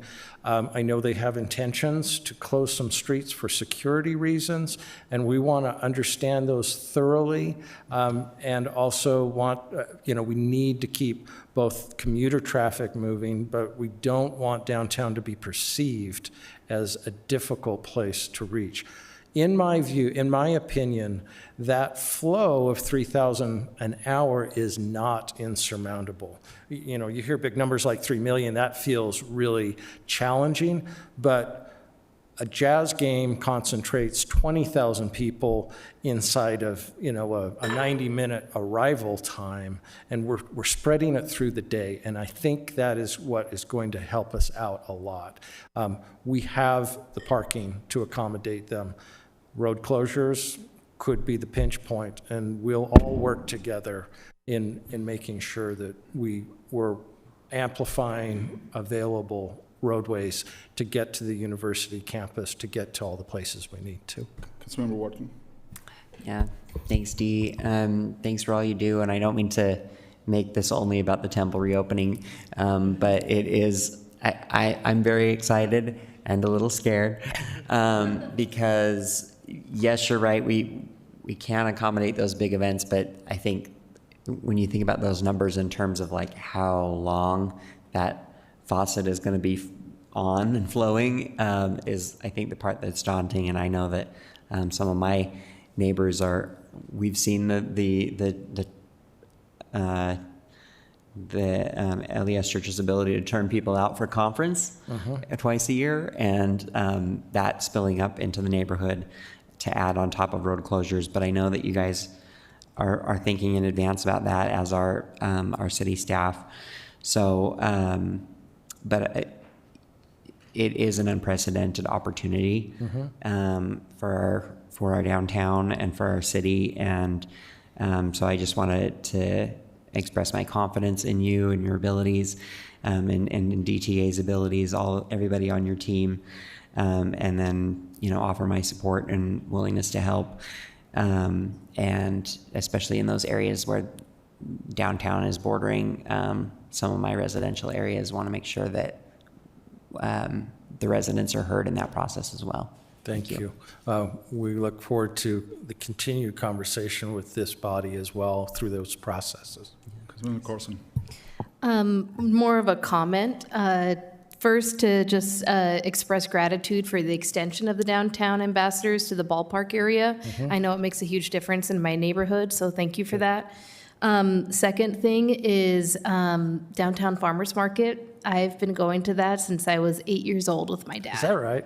That's right. Great. And some of my favorite memories with him are at that market. Yeah. And so as we continue to put on fantastic events that bring people to downtown, it's shaping not only tax revenue, which we love in the form of sales tax and spending in small businesses, but really shaping memories that last for years to come. So thank you for the work that you put into that, and happy to be supportive in whatever ways you think about adjusting the format of the farmers market this summer. But thank you to you, and thank you to the vendors, because you create memories that last a lifetime. Thank you for offering that. Quickly, and I would like to piggyback on some of the comments from Councilmember Petro. Related to, I'm very excited that you're working on something that helps people find parking, because there is plenty. And the truth is, many people don't know where it is and how far it is. Sometimes it's underground, and it is not as easy to find for even for us sometimes. So I'm glad that we're working on something that will outlast, hopefully, this event. But I also, as part of the weight that you bring to the table, I have a challenge for you, and it is working with UTA to actually update their transit app. So it doesn't, you don't have to have a transit app that is proprietary to UTA, that you can have that information in Google Maps. I travel, across, many places, and we are lagging behind. In many places you can just pop your phone, say I'm going there, and it shows you all the buses that are around you and how far they are. It just doesn't make any sense that we are forcing people to download another app, when we know that is a barrier to access to the system. Second. We've been trying to get them to invest on this, and it will be a game changer for downtown. It will be a game changer for the system as a whole. It really doesn't make any sense why we are not putting effort in there. Now, on the secondary to what it was mentioned here, as far as the availability of rental space in downtown, how do you plan to achieve those owners of those properties that they may not necessarily see in their short, see a benefit by renting their space because they're banking on long-term investment and holding the land. That is, I feel like one of the biggest challenges that we have downtown is that people have long-term goals that they want to see with their property purchases and not seeing the short term of renting those spaces. And it seems to me that it may be a challenge for you, and I wonder if you have any ideas about it. Well, I think you've absolutely landed on one of the challenges, and that's part of convening the roundtable. We've got property owners, and I think some of the property owners you're talking about in your comment as part of that. We've got commercial real estate folks, which we hope bring both a perspective on the occupiers and the retailers that may come into that, and find some short-term solutions that really can become long-term solutions as they are successful in that place. We'd like to come back another day after those roundtable discussions and brief you on just that, what we think is going to make a difference in those spaces. I agree. As far as the UTA, I hope that you put really effort on that. We'd love to be partners of that. It really will make a big difference for access to downtown, which is one of the biggest goals. That's your goal, right? And Google is really you want to be in that stream. You don't want to be outside of that. I think you've made a really good suggestion, and we'll pursue that. Okay. Thank you so much for your time. Thank you for all that time. Thank you.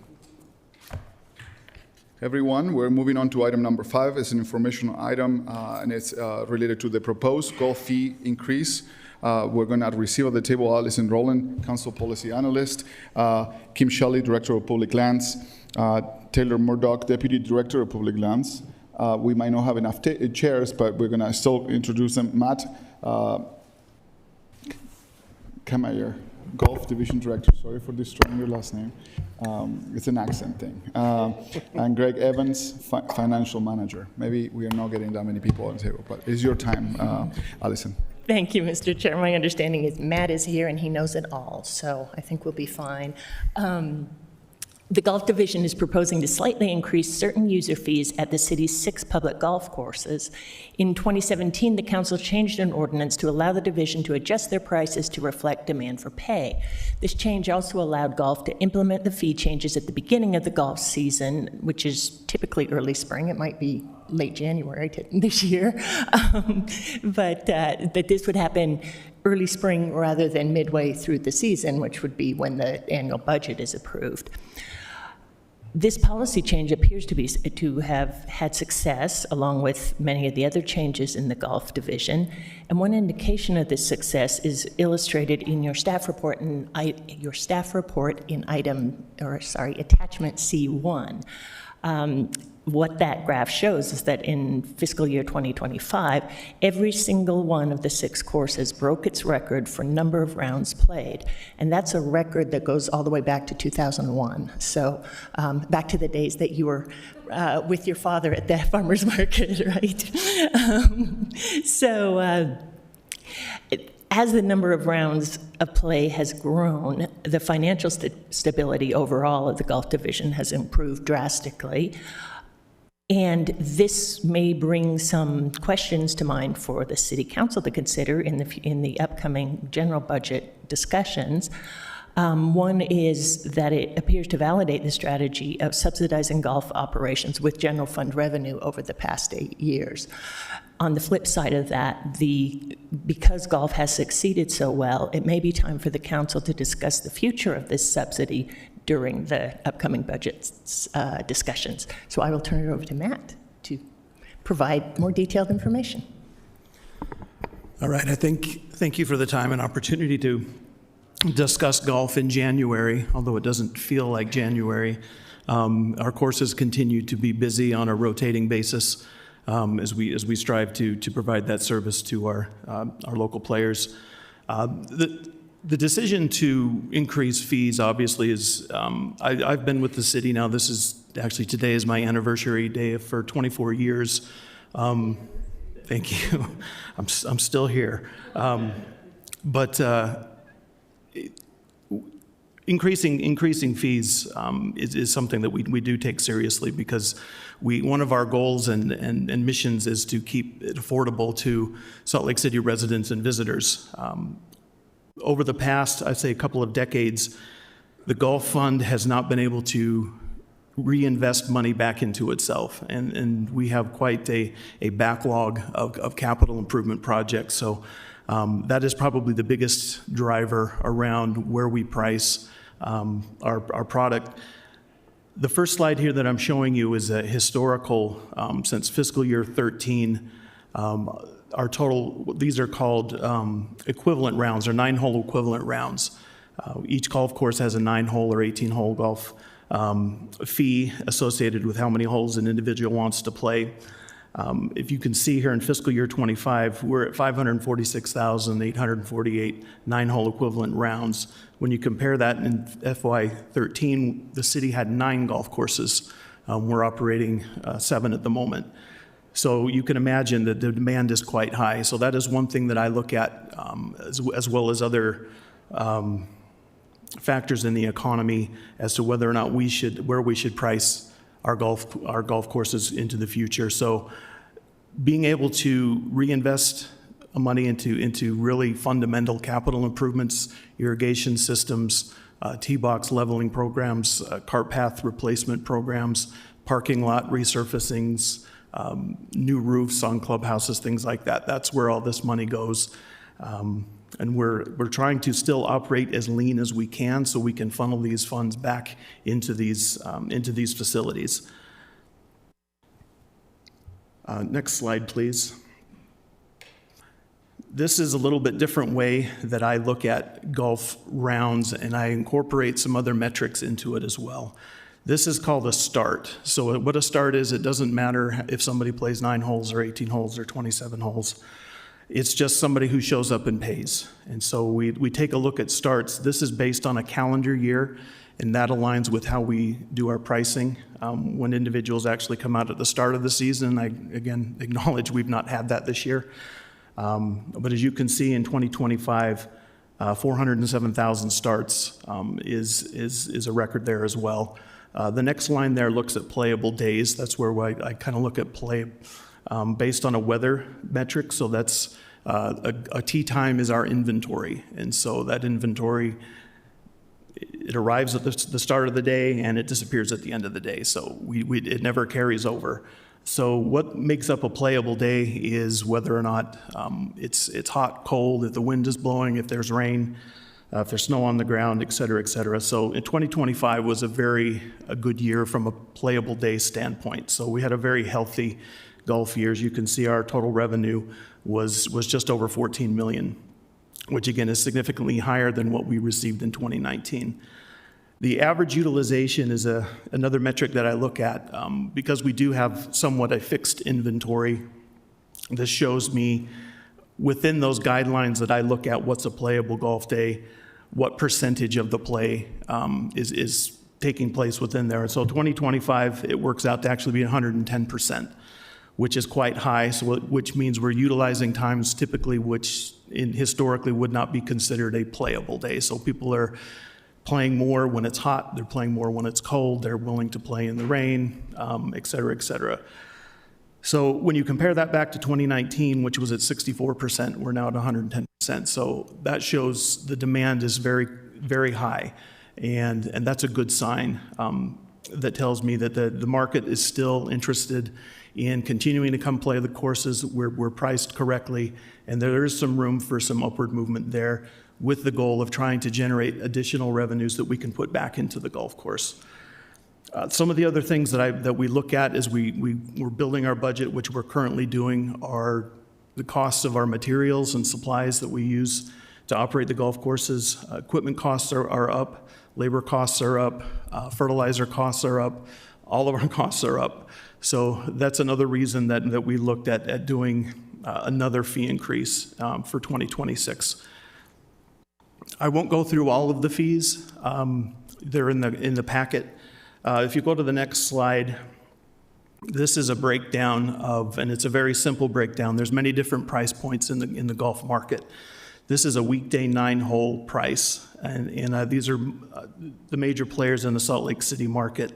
The green ones are the Salt Lake City fees for 2025, which what they were and where they compare to our other competitors. For the most part, we're about neck and neck, I would say. The Salt Lake City courses are priced on the high end at Mountain Dell and Bonneville at the top of that spectrum, and on the other end of that spectrum, Nibley Park and Rose Park, they're at the bottom of the market there. So we feel we have a good representation from a price standpoint of different abilities to appeal to those looking to save some money when they play. The next slide represents the proposed fee increases at these individual courses, ranging as high as $3 at Mountain Dell, $3 above what it was previously, and Bonneville at $2, and Forestdale and Glendale for $1. The projected revenue associated with these fee increases, there's many other increases that we're doing as well. We're increasing the cost of our past programs. Our young adult fee is another big one. Our tournament fees, there's a significant amount of them, but when we project that out, we're just over $1 million of additional revenue that we would be bringing in with the hopes to continue to offset the expenses of the golf course, plus generate these additional projects that can benefit the course, so that we truly are being driven by user fees, and the goal is to not be reliant upon general fund subsidies. And the next slide, which is the last slide, these are some of the projects that we did in fiscal year 25, what we have planned in fiscal year 26, just to give you an idea of how these are dollars that have already been allocated for T-box leveling projects, cart path improvements. We had a major driving range fence improvement at the Bonneville Golf Course. We have on-course restrooms planned for Glendale, Forestdale, and Nibley Park in fiscal year 26. We have new maintenance buildings scheduled at Rose Park, Bonneville, and Mountain Dell. There's a driving range addition to the Glendale driving range and a Nibley Park irrigation project, as well as the Rose Park irrigation project. So that represents around $13 to $15 million worth of projects that we currently have booked and we have funded. So we hope to continue to fund more projects as we move along. We have about $33 million worth of unfunded improvement projects in addition to this. So we have a long way to go, but the last, I would say, 5-6 years have been very promising, and we hope to continue that. And I'll happy to answer any questions you have on fees. Any questions? Go ahead. Matt, I just appreciate all the effort and work that you've done over the years to not only just improve the golf courses, but also the water efficiencies and the landscaping, and also taking a look at our price, because that is a big issue. If you overprice it, then no one comes, and then you're really not helping yourself out much, and it's hard to come back from that. But I think the quality of the golf courses and what you're doing to the golf courses is making people want to go to them. So I think and you just kind of showed you that we're right in line with everybody else. And I appreciate what you've done so far, is because you're taking some of the burden off our general fund to improve the capital projects that we need on the golf courses so that we actually can maintain our players' quality of play. So I appreciate the effort. Thank you. Thank you. Anybody else? Okay. Well, sorry, I did raise my hand. Thank you, Chair. I was just going to mention, we do have an SLC golf app. So if you'd ever like to tee time or go tour one of the golf courses, happy to go with you. But Matt, just thanks again. I think I've seen a lot of improvements in general, just as I've better understood how we finance golf. And then just wanted to reiterate, this has been an interesting way that we preserve green space, actually. And I think for a lot of our community members, these end up being park spaces as well. So thank you for that. Thank you for your time. I appreciate it. Thank you. Thank you. Now we have a scheduled tentative break. So shockingly, we're back on time. So we have 20 minutes scheduled. So we reconvene at 4:20, and we're gonna keep going on the agenda. Thank you.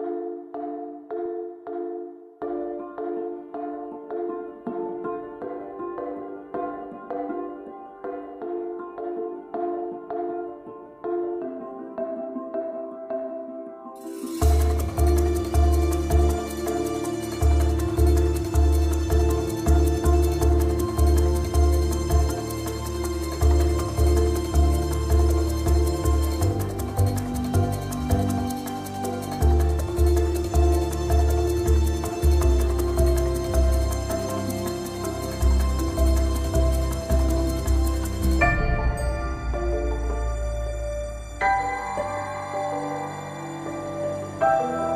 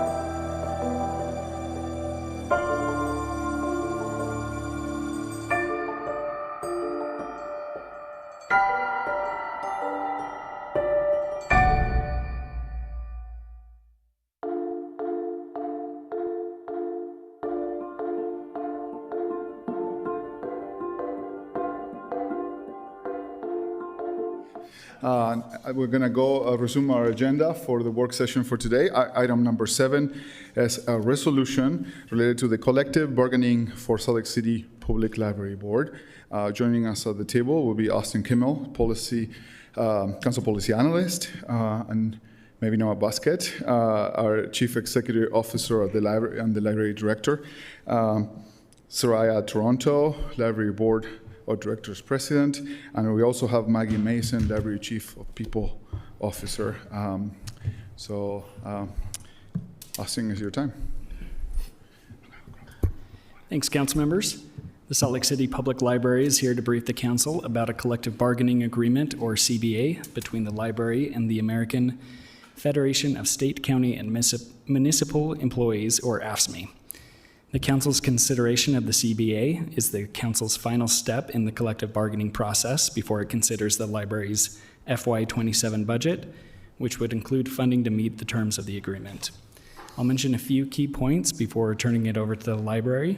The CBA before the council today is the result of negotiations between the library and AFSCME after the council approved a labor resolution last year that established its framework. Under this agreement, part-time employees would be eligible for union representation. This is unique to the city's labor agreements because nearly half of the library's employees are part-time. The library anticipates the provisions of the agreement can be implemented within its existing and anticipated FY27 budgets without a property tax increase. Lastly, the Salt Lake City Library is considered a separate legal entity from Salt Lake City. The City Council's role in the library budget is unique to other city enterprise funds. The Library Board sets the policy for library operations, and the Council is tasked with reviewing and approving the overall budget and setting the library's tax rate. And with that, I will turn it over to Noah, Soraya, and Maggie. Thanks. Councilmember Petro. Can I just ask one clarifying question before we go on?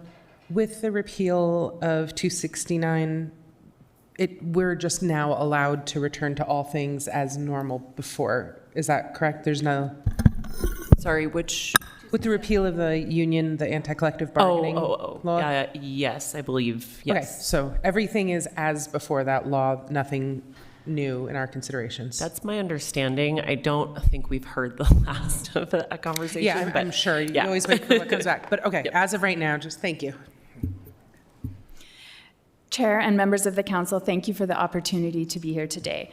My name is Soraya Toronto, and I serve as president of the Salt Lake City Public Library Board of Directors. I'm here to introduce the collective bargaining agreement before you today and to offer a brief word on the board's perspective on the agreement. First, I'd like to acknowledge the spirit in which this agreement was developed. The contract is a result of a serious, good faith process between library leadership and library union represented employees. Throughout, the board's role has been to ensure that the agreement supports three core priorities: fair and respectful treatment of employees, fiscal responsibility, and the library's ability to continue serving the public effectively. The Library Board of Directors is very pleased with the outcome of the past year's collective bargaining process. The resulting agreement before you recognizes the essential contributions of library staff and provides clarity and stability in working conditions. It does so in a way that is aligned with the library's broader policies and commitment to effective financial stewardship. Importantly, this contract supports the library's mission as a public institution, one that depends on a skilled, committed workforce to provide access, learning, and community connection for residents across Salt Lake City. On behalf of the Library Board, I want to thank the library's administrative leadership, labor representatives, and staff for the collaborative approach that brought us to this point. And with that, I'll turn it over to our library director, Noah Baskett, and the library's chief people officer, Maggie Mason, who can walk you through the specifics of the agreement and answer any questions you may have. Thanks, Soraya. Next slide, please. Before we dive into the specifics of the contract before you all, I want to just give you all some context related to the timeline. So it was actually back in April of 2024 that we first heard from city library employees their desire to unionize for collective bargaining purposes. I joined the library in January of 2024, and we had the city council, you all approved the collective, the labor resolution that established the framework for collective bargaining in February of last year, 2025. We then held a vote in May of 2025, where, as you can see, a significant majority of eligible library employees voted to unionize, about 92% of those who voted. In August, the end of August, we began the actual collective bargaining process, and we had a goal of reaching a tentative agreement, tentative contract by the end of the year, and we were really pleased that we were able to reach a contract by November 13th. Library union members voted to approve that contract. They agreed to approve the contract. Our Library Board of Directors voted to approve the contract in December 15th of this last year, and then we're here before you all today for your consideration for ratification of the contract. Next slide. The contract is comprised of 19 different articles that were developed through the collective bargaining process, and we break them down here as we go through it with you all in detail into these four categories: management rights, union recognition and rights, compensation and benefits, and grievances. And we're happy to answer any specifics on these 4 components or any of the specific articles, both as we walk through them as well as anything else you want to, any questions on any particulars at the end. Go ahead, I'll turn it over to Maggie Mason, our Chief People Officer, to talk through management rights. Next slide, please. Hi, I'm really excited to tell you more about this contract. First, I'd really like to thank my colleague Lana Hernandez, who started in July, and she came from Miami and had tons of experience with this and really carried us through. Management rights. So management retains exclusive rights over operations, staffing, assignments, scheduling, discipline, reorganization, emergency actions, all of that sort of stuff. We really tried to focus on sustainable living wages for our staff in this contract. But to do that, we did retain the right to make the necessary changes to be able to continue to do that if funding changes. Our priority is to keep our employees and patrons safe, and we believe this contract allows us to do that while paying staff well. Next slide. Some of the details. As was mentioned, the full and part-time staff are both recognized. This has to do with the heavy participation of staff that is part-time. Union activities, so things like membership solicitation, elections, membership meetings, that'll occur on employees' own time. Stewards, the library is going to recognize 10 stewards, so that's across all 9 branches, and steward time spent in official representational activities would be paid when those meetings occur during their regularly scheduled shift. This representation activity, we've been actually really grateful for, as a lot of employees don't have access to some of the government institutions that can support them when they don't know what's going on. So we've really appreciated the union being able to be there to answer questions and be a trusted partner. That's been actually going really well. Compensation, so on July 1st, next slide, sorry. July 1st, 2026, employees will be placed on a new STEP plan, and that's just the step that is closest to their current pay. No one will be placed at a rate lower. We're not trying to take anybody's money away. Through this, we're seeing about mostly 0 to 1% increases if they're there at all. Then we're going to go to, for the next 3 years of the contract's duration, we'll see 5.5 increases every year. So that's the step increase will be 2.5 and the COLA is 3%. This is in alignment with the NFT compensation study recommended in 2024.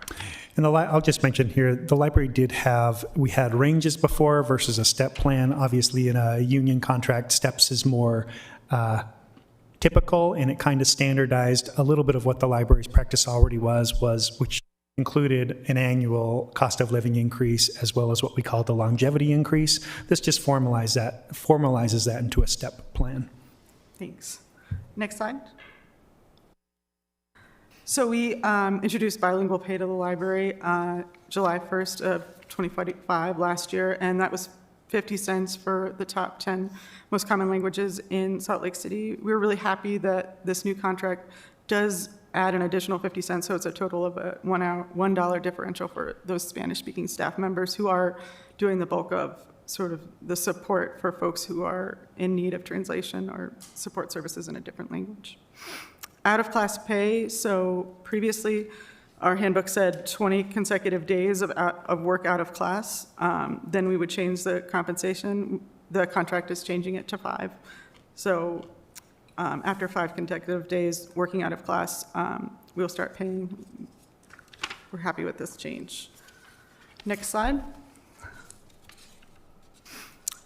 Sick leave. So previously we had no sick leave cap, so we'll be introducing a 640-hour sick leave cap effective July 2026. Vacation leave. So we're now going to give employees an earlier opportunity to reach 26 days of vacation. So it allows employees to reach 26 vacation days at 145 months of service instead of 252. Health insurance.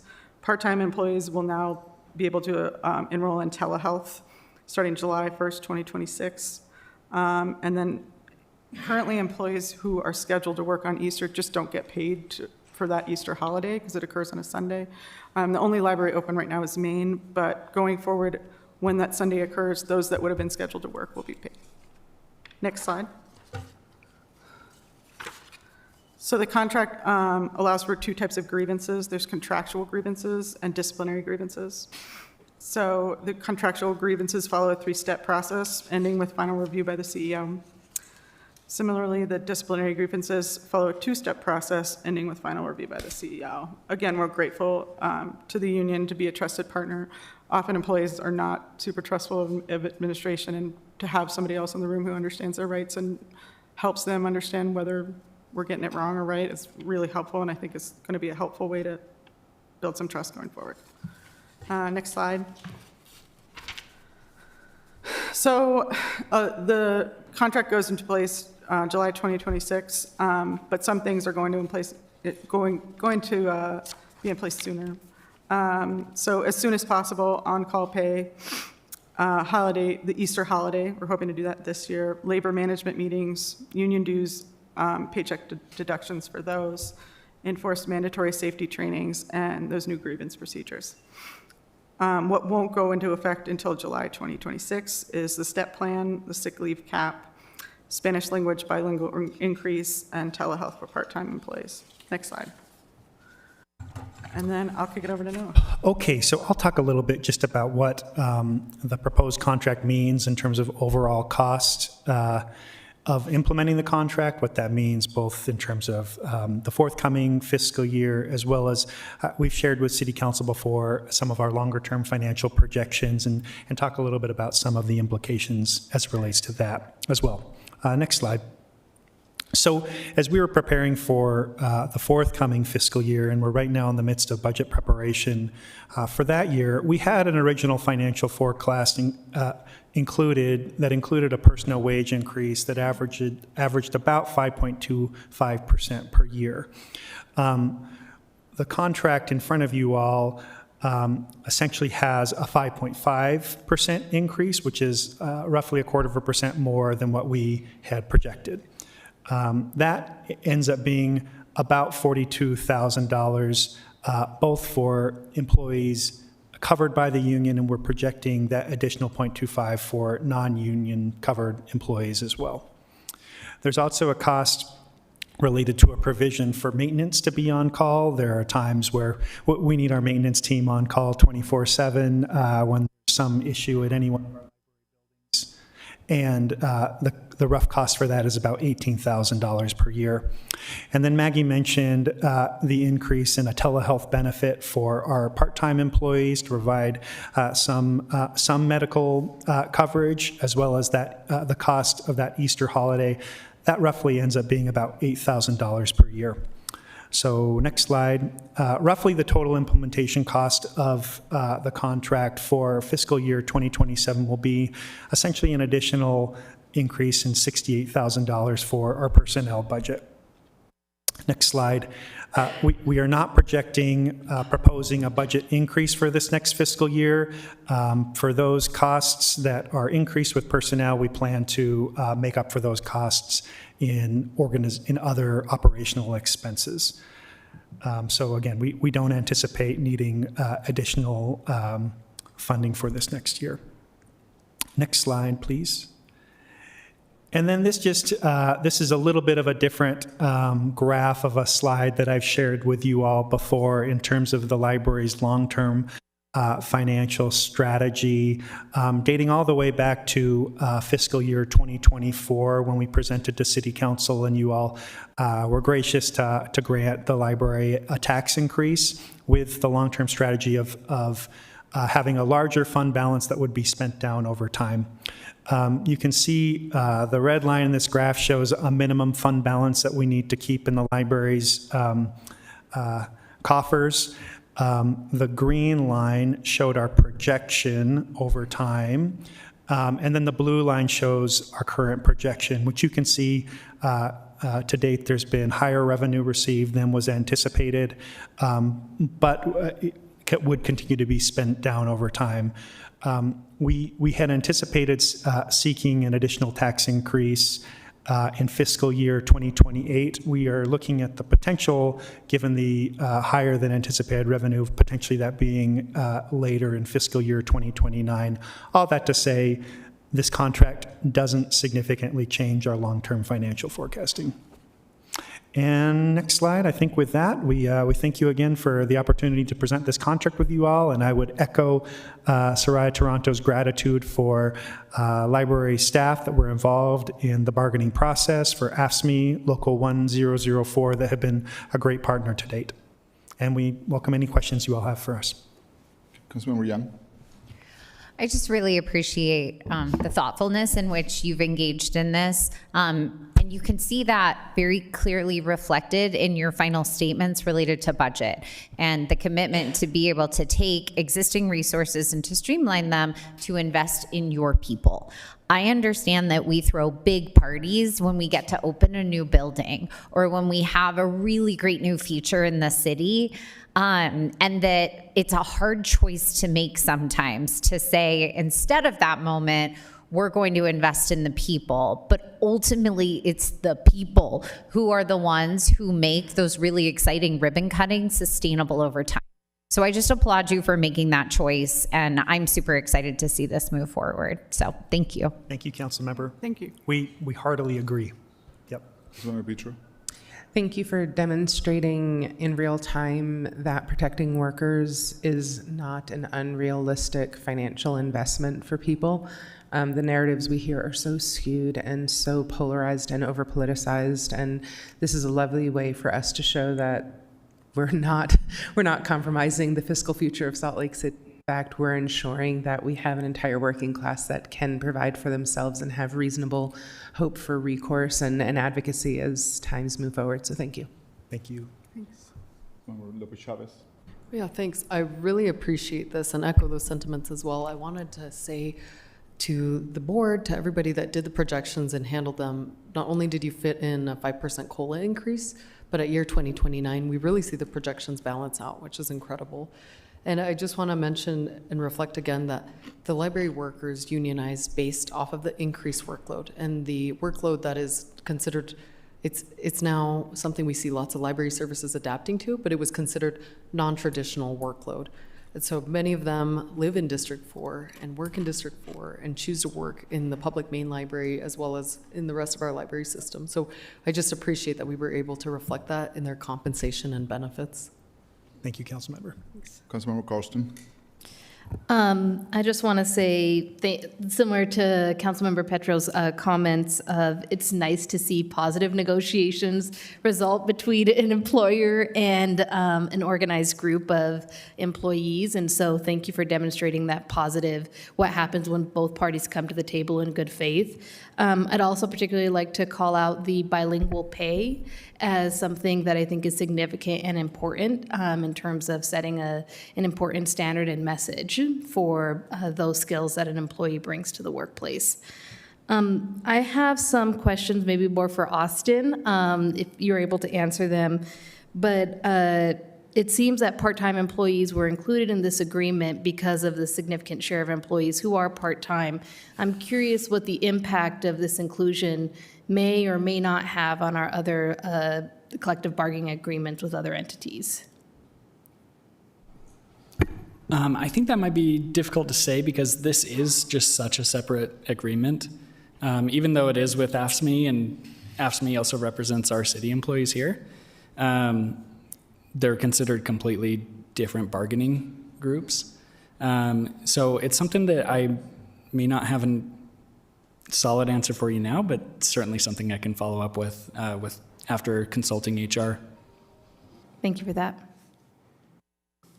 I want to, obviously, this happening, it doesn't happen very often that we, a portion of our city employees, petition for a union and go through the long process.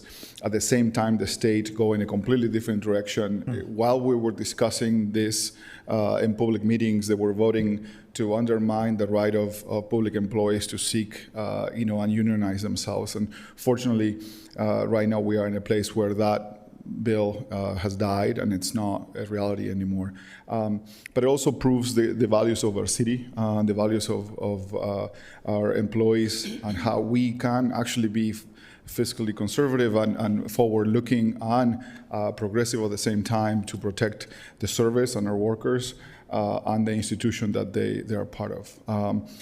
Certainly, I have a concern, and the concern doesn't relate necessarily about the process of this moment. I think this is a moment to celebrate for sure, but it relates to the combination of our tax line item between the library and the city, and I would like to know if there is any update on that process, because that complicates things and makes things more, less transparent, I believe, for taxpayers. Also makes accounting a little more complicated. I would love to see if there is a more update on that.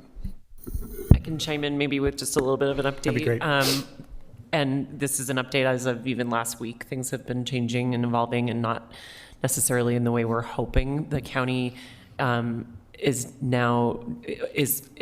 going to be combining the revenues from the library property taxes and our property taxes, which would then mean those revenues would come into our general fund and we would pass it back to the library. That has the potential to impact what our required fund balance is, because obviously it'll make our revenue look bigger. I also think it's less transparent for taxpayers, because taxpayers won't be able to see what money they're paying that goes to the library and what money they're paying that goes to the city. So I think it's fair to say we're still working on that. The county has pointed out that they need legislation in order to clarify that they're separate, that they should be separated. Obviously, everyone here knows how successful Salt Lake City is during legislative sessions sometimes, and so it worries me that we're relying on legislation to fix that problem when really they created this problem to begin with. And so, and the combination of this conversation, the library and city being combined, with the conversations that the state is engaging in terms of capping property tax increases, has me very concerned that the fate of the library will be inextricably tied to the fate of the city, and not in a great way, unfortunately, for you guys. And so I think there's a lot more conversations that need to happen, and we'll keep the council posted as those change. But I think the legislative subcommittee will probably be the place where a lot of those conversations kind of happen. So we'll let you know. Councilman, thank you very much. I appreciate that, Jennifer. So that would also impact the bonding, because that would be part of that combination, how we bond and how we separate those bonds.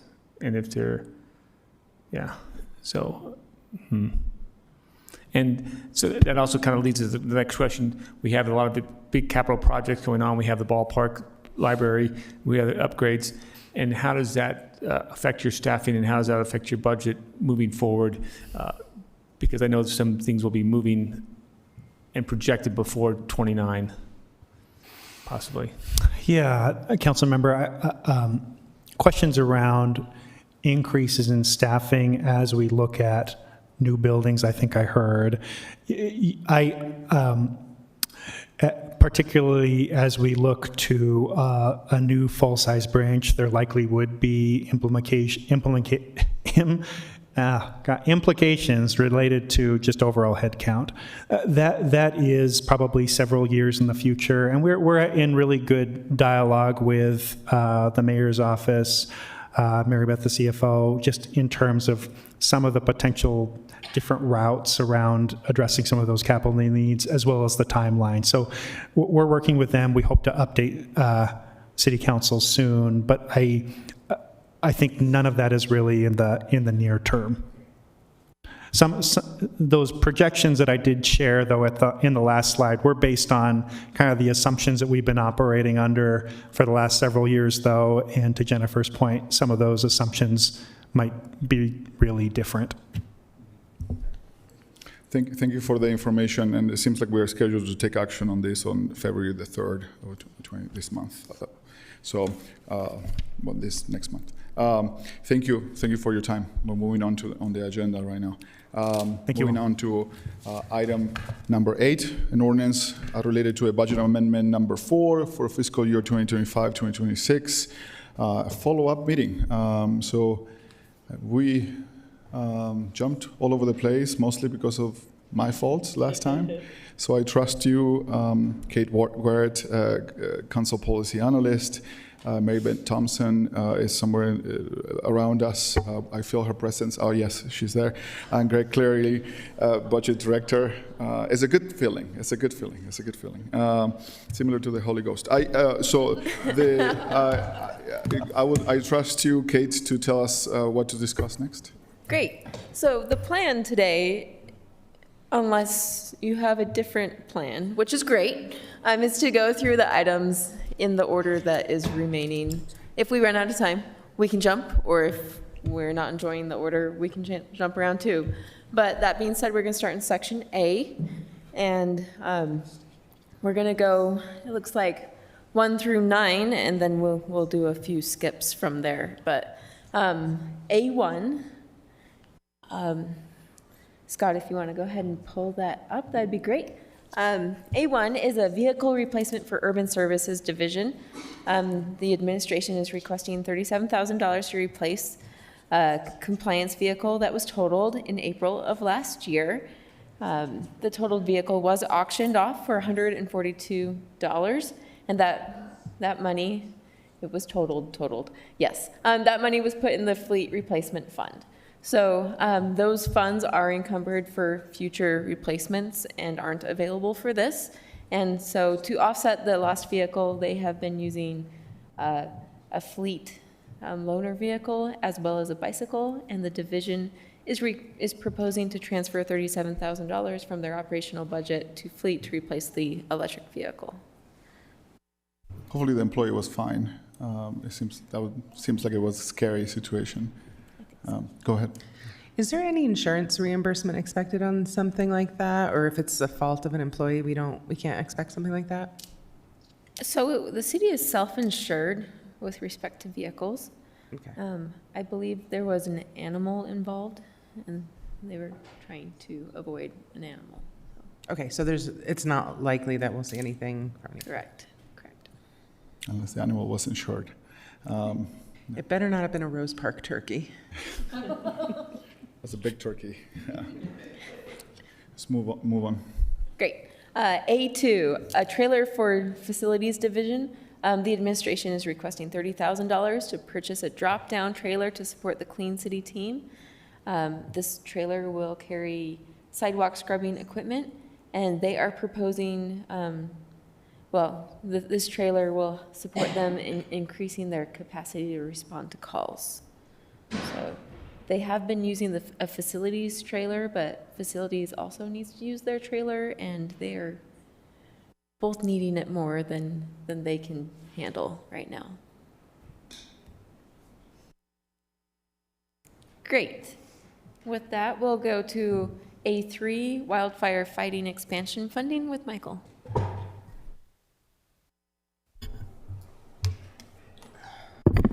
Okay, so the fire department is requesting $88,000 in general fund funding to strengthen their wildland fire preparedness and response capabilities. This funding is going to support increased staffing during red flag days, expanded wildland fire training opportunities for firefighters, acquisition of wildland PPE and tools, and replacement of aging wildland operation radios. Approval of this item will add $75,000 ongoing to the general fund.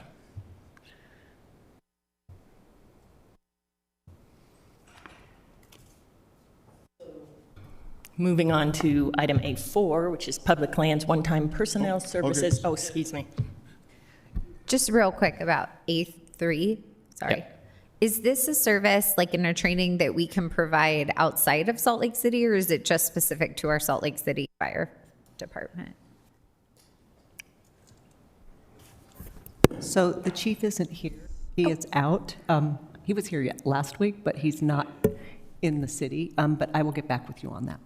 Perfect. And I guess my follow-up to that is if the answer is yes, we offer it elsewhere, just is there any sort of like cost sharing, or is it just, we just make it available in terms of being able to provide that as a service to others? Great, we'll get back with you. Thank you. Thank you.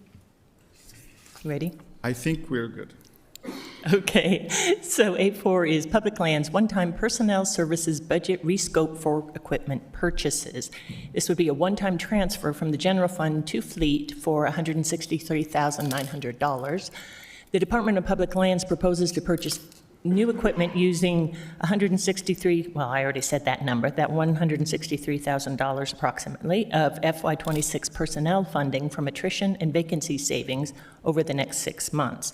The equipment includes utility vehicle to water newly planted trees in District 2, a trencher to replace a unit that was stolen a few years ago, an aerator for the regional athletic complex, which is currently sharing that with other parts of the department, and a small excavator for trail building and other tasks.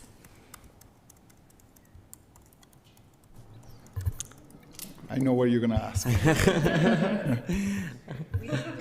No, there was a public services one, bless you, there was a public services one last time, and one of those items actually included a public lands piece of equipment.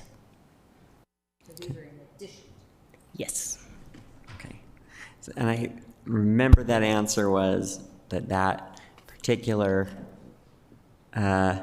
vehicle would not be used for trail building. This one will be. So tell me about that. I would suggest that someone from Department of Public Lands could tell you more about that. Okay.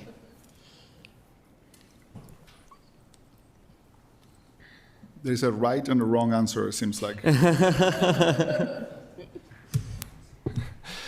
Thanks, Council. Good question. I would add that it's primarily for trail maintenance at this point. I think once we come back to the council to discuss further trail planning, then we would use it for trail building. But at this time, we do a lot of trail maintenance, primarily with handwork, or we'll use rented equipment. And so it'll be primarily used for maintenance until we get full approval for the future of trail construction. Yeah, go ahead. Just noting that we have lost several things due to like them being stolen. Are we also, as part of these funding, like, do we have a solution for like locking them up or making it less likely that they're going to be stolen? Good question. We are adding a lot more security to where we are housing some of this equipment. So both at Liberty Park, Jordan Park, this specific equipment, if allocated, would probably be stored at the cemetery, which would allow easier access into the foothills. And we would look to have the same kind of added security at that space where we're adding cameras. Awesome. So that would just be my request. Like, as we're accumulating and replacing equipment, if we know it's likely to be like high on a threshold for being, valuable to somebody else and, having that stolen, whatever we can do to take those security precautions would be awesome. Okay. So we haven't owned one of these before, right? Okay. So, I just want to make sure that let me clarify that, Chris. We do own one in public lands. Okay. We just don't have one allocated for trail work primarily, so it's often used primarily in other areas of our department. Got it. Okay. I just want to make sure that this doesn't, if we're still kind of implementing the plan, we haven't released the funding yet, why does this need to happen right now as opposed to during the general budget? Good question. We have grown our operation teams a lot, and so we have somebody now skilled in operating this piece of equipment, which is important. And I also think primarily it would just give us the advantage to do maintenance in-house on our own and save a lot of money in comparison to hiring. So the last several years, we've hired a contractor to come and do this maintenance. So it's really a cost efficiency piece for the department. I see. Okay, thank you. The next item, A5, will be discussed in closed session, so I'll move on to A6, which is a pedestrian bridge over the surplus canal at Glendale Golf Course. And I just lost my notes. Here we go. This would be a general fund cost one time for $250,000. It would fund construction for improvements under an existing pedestrian bridge which spans the surplus levee at Glendale Golf Course. The improvements would treat existing erosion and prevent further erosion around the bridge piles and protect the structural integrity of the surplus canal banks. Construction is considered urgent because FEMA, the Federal Emergency Management Agency, updates their flood insurance rate maps based on levee conditions reported by the U.S. Army Corps of Engineers. Any levee deficiencies can lead to increased flood insurance rates for homes and businesses that are protected by the levee.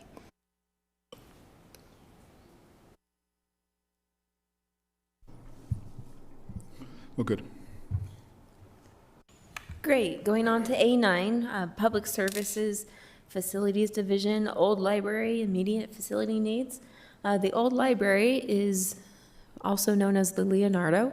They are requesting $195,000 for maintenance and security updates to the Leonardo. $130,000 of that will go to update a defunct access control system and to install security cameras. $65,000 of that will be used towards maintenance, security, repairs, janitorial services, and moving. A majority of that $65,000 you will see again in the fiscal year 2027 budget as an ongoing request. How much of that money is ongoing? Is that like a one-time? One time is $130,000 for the security and cameras. The security access panel update and cameras, and then $65,000 for ground maintenance, security, repairs to doors, janitorial services, and moving. Okay. It feels to me that they're going to need more than that for ongoing the landscaping of that place. It's incredible. Councilmember Young. Yeah, I would say like not any specific concerns with this request. I do think we're probably going to be nearing a space as we look at the future comprehensive budget where it'd be helpful to know what are the like comprehensive costs related to that building in particular, related to the use cases, just so that we can kind of get our heads around like what that is. And as a part of that, maybe having a comparison to like if we were to not like, you know, use that building, but still had to go about acquiring space for staff, like what that type of cost comparison would be for an asset that is the city's versus going out to more of a like public market. Okay.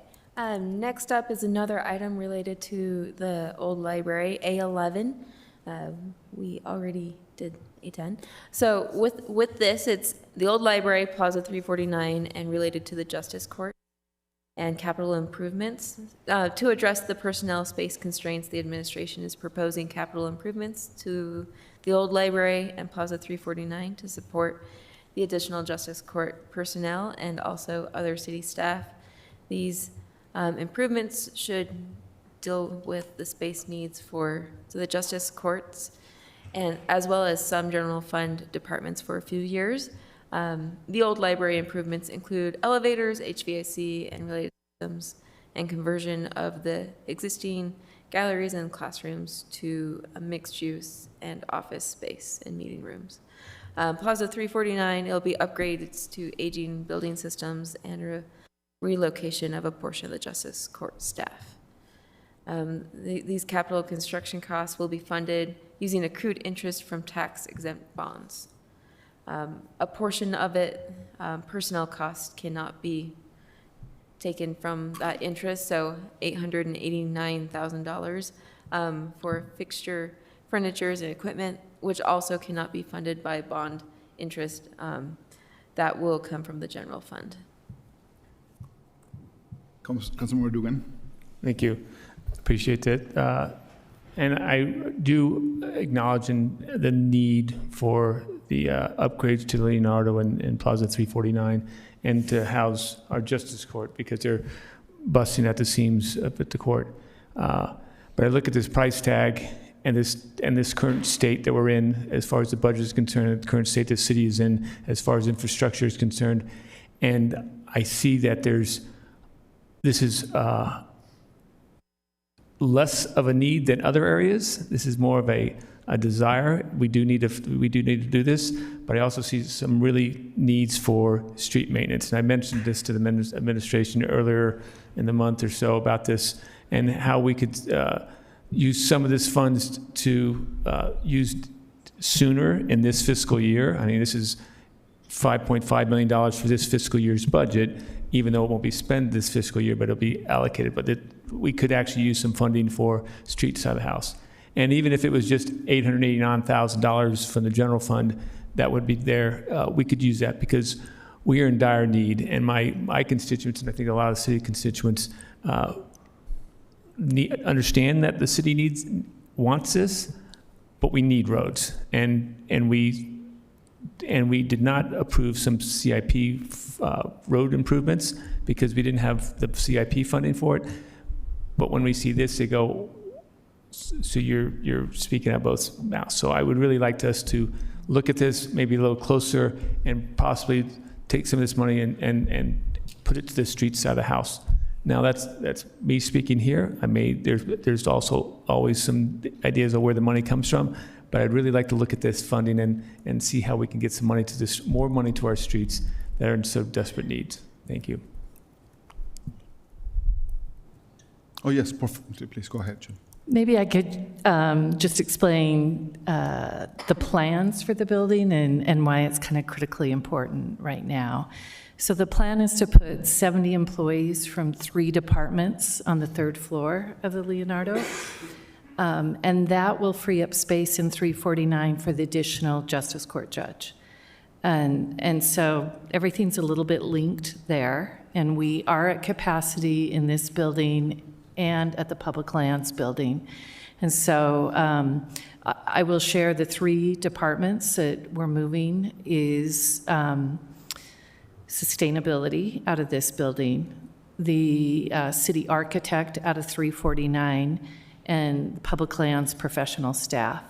And so that includes their planners, their events people, their communications team, and their leadership. And those 3 departments work together often. Hopefully that will create synergy, but what it really does is free up space at 349 that we can have overflow for the justice courts as we hire the new employees there. That is also in this budget amendment. I appreciate that. I totally understand. I'm not discounting the want and the needs for it. I just think there's a higher need in other places. I look at all the other equipment that we're buying, and those equipments are more than a need because we need them and we need it to do our job. In this case here, I really think that we need to take a hard look at our infrastructure side of the house and with the current budget. And earlier, when the fund balances, the original was at 11%, and then we had the infusion of additional funds to make it 16%. I thought, okay, this is an area where we could actually add some more money to our streets, because we're going to get briefed down here hopefully in a few weeks, on the street conditions, OCI, overall conditions index, and we're going to see that it's going to be a big bill, and I really want to make sure we can chip at that early now. So that's where I'm sitting right now. So, Council Chair. Yes. Just to remind the council that 889, you're correct, can be used for street maintenance. The additional interest cannot be used for street maintenance, can only be used for construction. and that's what I figured. I figured that was a caveat for the interest, but the 889 could be used for street maintenance. And I'm not sure if that money could actually be spent this year on this side of the house, because this is a budget year, 6 months, and all this work is not totally contracted out for that length of time. And we have another fiscal year coming up on July 1st. And so we could actually use some of this money this fiscal year on our streets, because the weather's great for street maintenance right now. The one other thing I just wanted to add is it will take us about 6 months after the money is approved in order to get both buildings ready for staff. And we do not have space for Justice Court, for a new judge at the Justice Court, without freeing up space somewhere else. Quick. So you're saying that because of the other moving parts regarding the Justice Court and the conversations we had last week about this, we're gonna potentially approve the funding to get a new judge and all of the supporting stuff that needs to happen, but we don't have the space for that to actually happen. So either this or something else needs to happen to be able to have a judge. Now, okay, that is important clarification. And my concern, the building itself, this seems like a drop in the bucket for what my understanding is of what that building needs. And I'm a political science, person. I am not, a building expert or an architect, but I know a lot of people that used to work in the building and tell me how bad it is. My concern is that we are allocating this money, and then the administration is going to come back in 6 months, and in a year, and 2 years, and they're going to keep on asking us for money. And I'm not saying that we shouldn't, but I would like to have some sort of certainty, not that you can promise things are perfect or not, but that maybe the direction is to bond to do it right and to do it big, and to have all the tools to do it, including this building that also is needing some love potentially. Maybe it is my perspective too, but I would love your thoughts into that. I do think that there are, and I looked at JP too, I don't know if he wants to come up, but I do think there are additional repairs we would have to figure out alternative solutions to, one being the escalator. That is not included in this. The escalator is 50 years old or something, maybe longer. It's a significant piece of the architecture, so we definitely will be coming back to the council with some solution for the escalator with recommended ways to pay for it. Just to address your question, council member, the building itself isn't as in a bad a shape as you may have heard. Part of that $163,000 that we just asked for, we've been addressing a lot of the deferred maintenance issues that have been building up, but we're chipping away at those. So there's, other than the elevators and the escalators, obviously, there aren't really any major systems that need to be replaced. So as far as a bond or really big ticket items, we don't foresee those coming up. Ultimately, the secondary question to this, and I know that this is, might also require some money, but is, the asset management of the properties that we own and the departments and how, they are in different places. And if there is a vision to consolidate some of those, that may free up some other land for development or for other goals of the city. And I know that some of that has been done in the past with probably a very big price tag to it, but I would like to freshen up on what that vision was then. It may not be on the cards right now because it may be too expensive, but I would like to explore what are you thinking about potentially consolidating some other departments into that building, which to me will make sense, right? There is an easy access to the city. Everybody knows that the city government is somewhere in here, either in this building or across. So there is a benefit to that. But I would love to see a longer vision on that. Councilmember Young. Yeah, I very much appreciate all of the comments from my fellow council members. I also want to make sure I show appreciation for the city. This was not an expected, in our 5 to 10 year plan.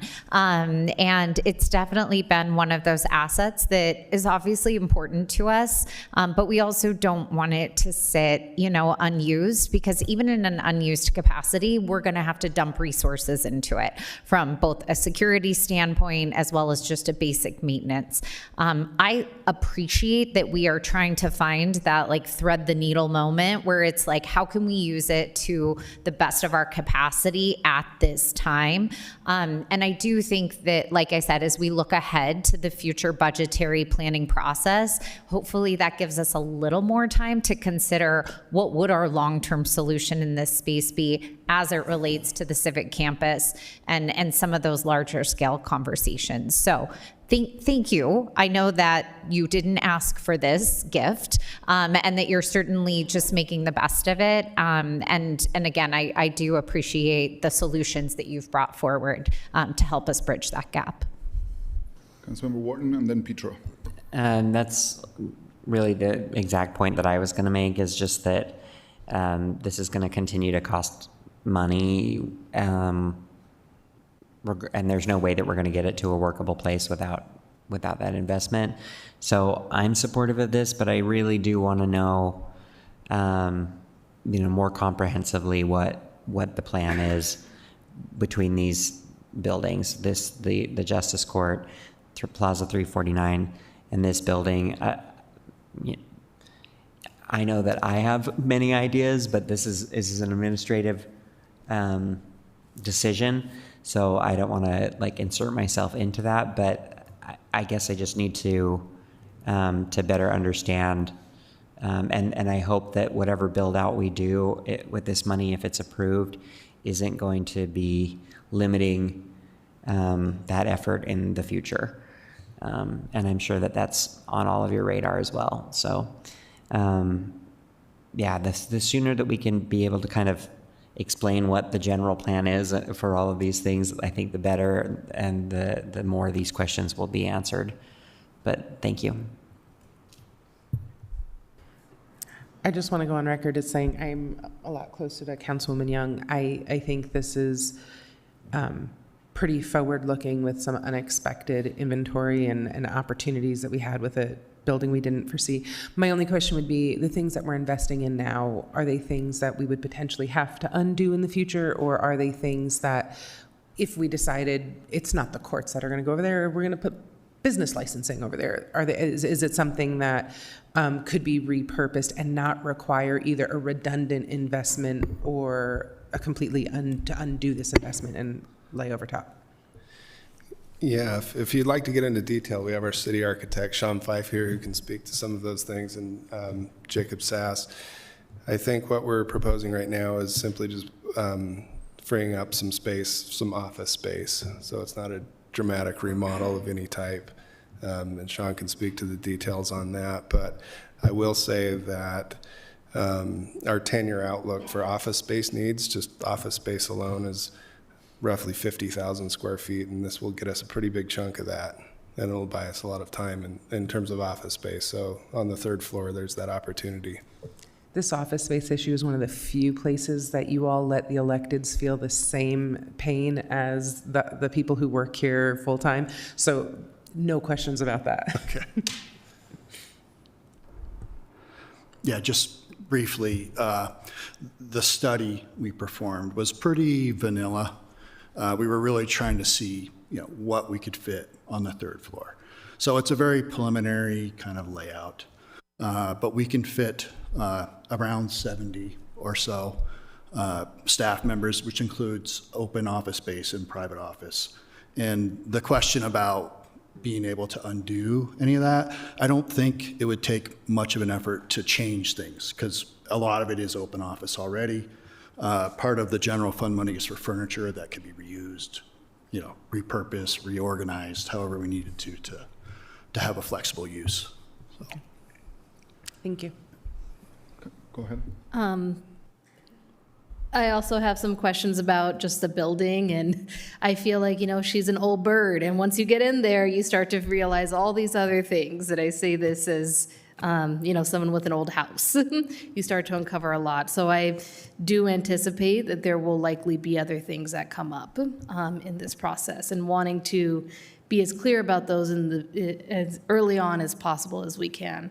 The next question I have is regarding the employees or the departments that would be moved there. How did you decide those were the departments that could move there, and what creative explorations or insights or opportunities are you hoping by bringing those employees into the same space?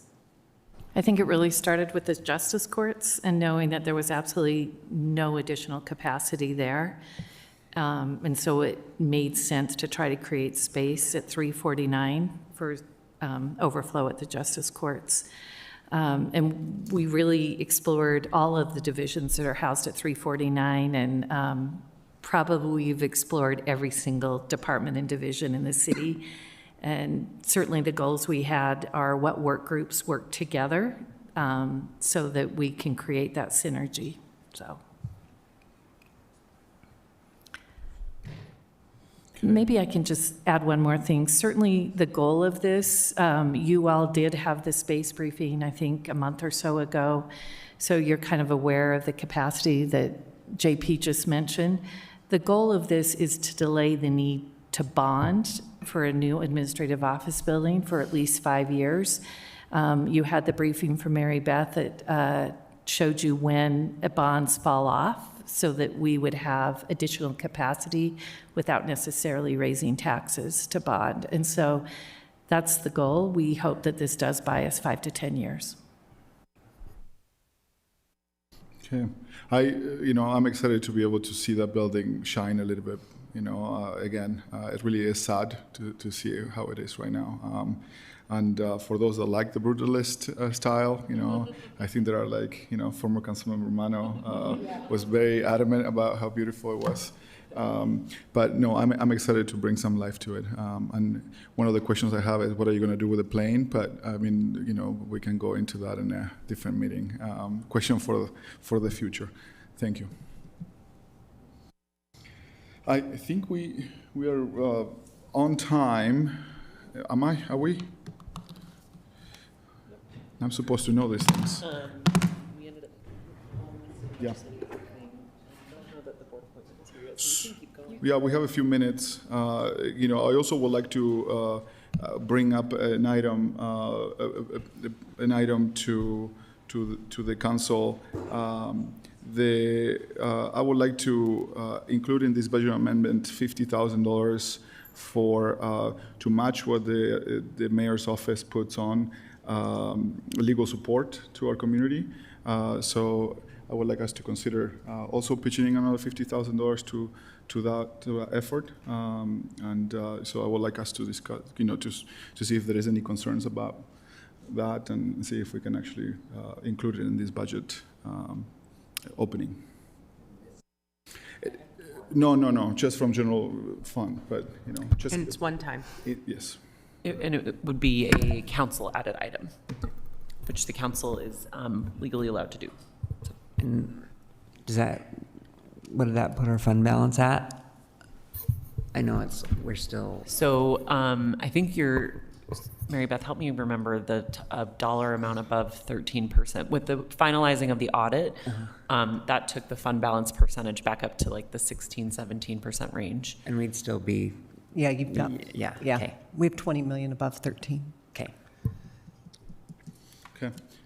Do you have an item or two that we can discuss still? We have many. Okay. Okay, the next item on the list is A12, a trailer for Public Services Street Division. This is a separate trailer from all the others. My God. So this is a wear and tear item. It's been getting a lot of use. It was scheduled to be replaced in fiscal year 27. They are requesting $58,000 to replace this permanent failure item. And they are proposing to transfer $58,000 from the streets budget to the fleet budget to fund this replacement.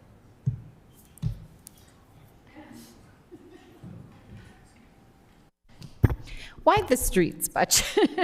It's a streets trailer? It's a streets trailer. It's a streets trailer. Maybe help me understand, because I am in Councilmember Dugan's bucket of where people are like, we've been asking for our street for ages. And I'm like, I hear you. And so when they see like, oh, just kidding, we bought a trailer. Like, help me explain like how this helps us in the long run with our streets. Yes, I can do that. Julie Crookston, Public Services. This trailer is used to move equipment to streets so we can repair it. So without the trailer, we can't go repair the street. And we have already owned this trailer. It broke unexpectedly. So normally we would have replaced it next year through the normal cycle of things. But it will need to be used this spring. And Streets has some money because we haven't spent as much money on salt this year because it's not snowing as much. And so we were able to find, we pulled our pennies together and said, let's move this money from streets into fleet so that we can get this trailer sooner so that we can still do our work this spring to repair the roads rather than, trying to share our other trailers and then every group is less efficient and we're not doing as many repairs. I love it. So I heard two things. I'm going to repeat them back and you can be like, that is incorrect, Councilmember Young. So one is that we didn't cut any streets off the list to be able to do this. So Correct. Everyone who was already there is still there. This is like, saving pennies in the couch. Correct. And that if we want those projects, of which I have one, that is slated for this spring to happen on time, this trailer is necessary to be able to keep us on track. Correct. Thank you. You're welcome. I'm I'm still sold. worried. I'm still worried that the city is in the pocket of Big Trailer, though.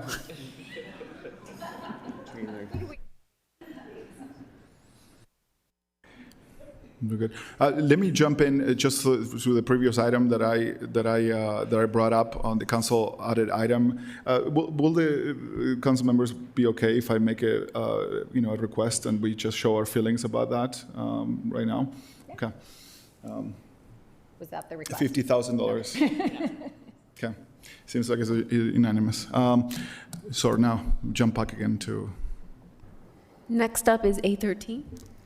All right, so A13 is from the police department. The police department is requesting $292,833 ongoing from the general fund to fund a homeless resource center mitigation officer.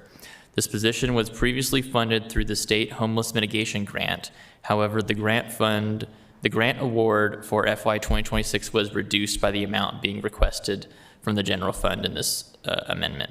This funding would allow the police department to maintain current HRC staffing levels of 19 FTEs.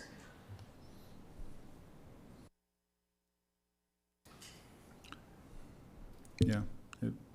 Frustrating to hear that, we're still subsidizing this issue, that I have all of us, concerns about this. Not because we don't think there is a need, but because the rhetoric is usually that we are not doing enough, but then yet, they don't fund the needed services to make sure that this happens. So I'm supportive of it, but it really is subsidizing a state problem yet again. So I think we're okay to move on. Would you like to continue, Mr. Chair? Yes, one more. Okay, I believe we are on A18 because you passed several of the, or you heard several of the others in the interim between A13 and 18. So A18 is parking wayfinding signage. It would be one-time funds from the general fund for $584,000 and change. These funds would repair or replace 54 wayfinding signs that were once located downtown. Of these 54, only 17 remain in service. The city does not have the equipment needed to produce these large signs, so the administration proposes the council consider two potential options for the 17 existing signs. The first would be to use a vinyl overlay to repair them at $3,100 each, or the second option is refurbishing them at $4,900 each. So that would be a difference between the two options of $52,700 total for the vinyl overlay and $83,300 for refurbishment. They also add that some of the foundations of the 17 existing signs may also need refurbishment at $1,700 each for a total of $28,900. The remainder of the total $584,495 that's requested for this item would then be used to pay for new signs at $12,400 each to replace the 37 signs that no longer exist. Go ahead. Can you just describe what wayfinding signs are? Are these for like when I'm looking to park and you're telling me where I can and can't park? Are you directing me to the public parking lots? Qualify what a wayfinding sign is for me, please. I will defer to the administration. Thank you. Sorry. Hi, everyone. Tammy Hunsaker, Director of Community and Neighborhoods.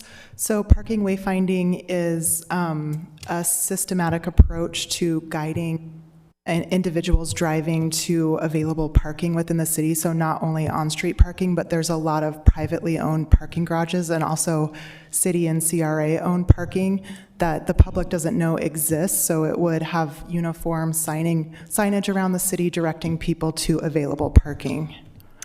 Any chance those privately owned pitch in for this? Because it, like, guiding to our parking seems intuitive, right? But we don't point to other people's businesses, even though I get it's a benefit to us for people to park in legal places. But it does feel like if we're going to direct customers literally to that business, that they should be contributing to the signage cost. That is a good point. I think it's a public benefit for the city to be able to point out publicly available parking. This actually came up, it's been on the city's radar for quite some time that the wayfinding signage needs to be updated, but it really came to a head with SB 195.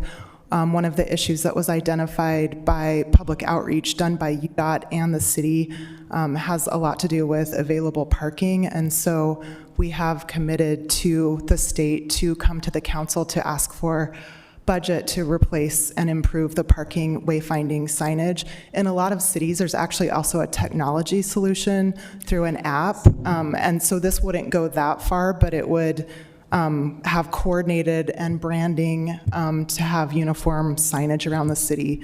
And we think it will help a lot with some of the parking issues. I think the parking downtown has really been compounded by the major, the population growth that has happened downtown.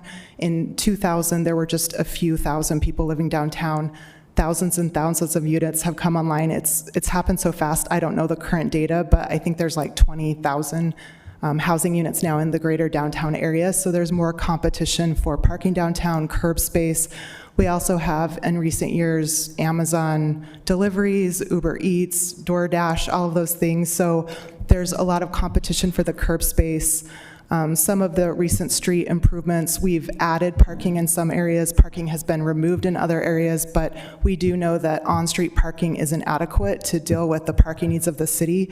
So I think the city, from the administration's perspective, we think it's a public benefit to point out to the community where that publicly available parking is, even if it's privately owned.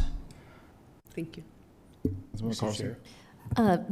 This may be a dumb question, but I see that there used to be 54 and looks like only 17 remain in service. So how's it been going with the decline of these signs, and is there a need to truly replace them?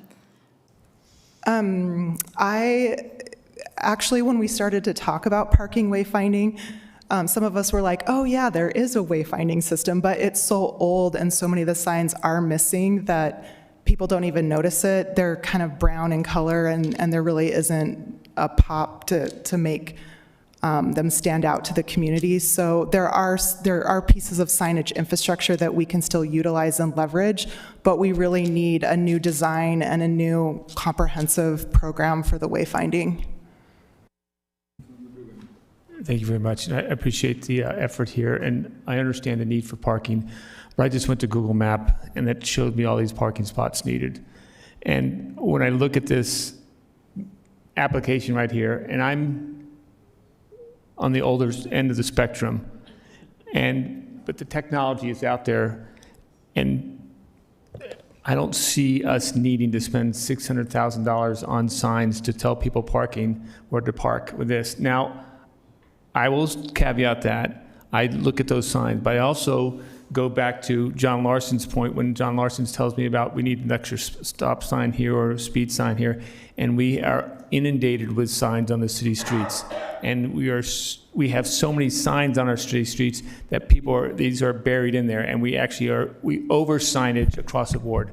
We over signage in manufacturing worlds when we tell people, hey, they need to wear their safety glasses, they need to wear their safety gloves, we need to wear their stuff. We over sign it, no smoking, all that stuff is just blurs. And so when I look at this and go, $600,000 on this, and I don't really see the need for this in the modern world when we have technology that people look at 24 hours a day.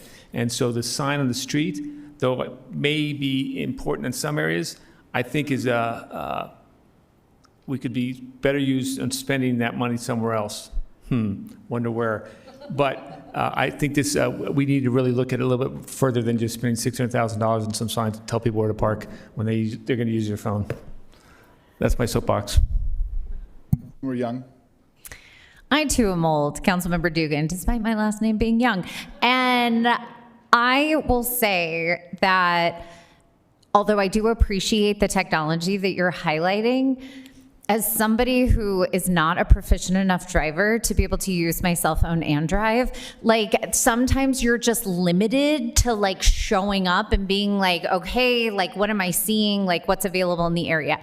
I do wonder if there's maybe an opportunity to say, what would the proposal look like if it was just specific to like the city-owned parking and the private parking is at least like a start in that direction that maybe doesn't take us like all the way into the private parking space, unless you're like, yeah, but that points you to like 5 spaces and therefore wouldn't serve any purpose. Yeah, there aren't many most of them are CRA owned, like the one over on Broadway. So I don't think we would have economies of scale to have it be effective if we only pointed to the city and the CRA owned parking. I do appreciate Councilmember Dugan's points, but the administration feels that this is also important in preparing for the Olympics and some other big events that are coming downtown. Well, and I guess I will say the piece that's more compelling than my bad driving and my personal needs is more specific to, that we've gotten feedback related to visitors who come for 45 days every year in terms of, what they're perceiving as some of the challenges are. And if this is the token that demonstrates like we are committed to solutions that allow Salt Lake City to get back the control over our streets, to me, this is then a valuable investment. Can I just add, I think this is very similar to the conversation you just had with the Downtown Alliance, that as you look across the country, most cities our size or bigger have very standard parking icons that you can find throughout. I took picture after picture when we were in Seattle with the downtown excursion there. And so I do think we're a little behind not to have these wayfinding signs on all of our parking garages. I would like the administration to explore a little more of. It seems like we value the wayfinding idea and make sure that people know that there is actual parking, and for those that are in the legislature to know that we have done studies also because we know that there is parking. But I would love to. I know that in Gallivan, many times it's underutilized, the parking, and teaching people that Gallivan is there, that there is several floors of parking under the building is something that is very important to me. It's in the middle of downtown. So I also struggle with the idea of just like these signs, that will just solve the problem. I don't think that's true, but I'm hoping that maybe there is a way of investing maybe a little more money or different money into more technology that will help us help our visitors and our residents find the parking. Maybe there are, I was trying to figure out what signs those are, and there's 17 out there. I don't know, it's just a little sign, another sign, most of us don't even pay attention to those. But maybe there is better technology out there where it tells you how many available spots there are in the near area, and I wonder if that money could be better allocated with higher technology. But certainly, I would love to focus on Gallivan for us because that is an underutilized. My accent is coming all the way right now. Underutilized asset as far as parking goes, but generally supportive. But I have some questions. Yes, go ahead, Chavez. Thank you. I just had one comment, and that is, as we seek to integrate other cloud systems, just making sure that on the back end, if it's an IKE Smart City board, to be able to integrate with that. I think that's part of what we're seeing is if we can integrate the experiences, whether you come up vehicle, you need pedestrian walkway accessibilities, maybe scooters. I think there's lots of ways to get that information. And if we're planning for the Olympics, I would hope that we're able to integrate them eventually into an application that people can just download and have this easily accessible. But the proposal right now is just still metal signs in the street, right? That's what you're trying to replace.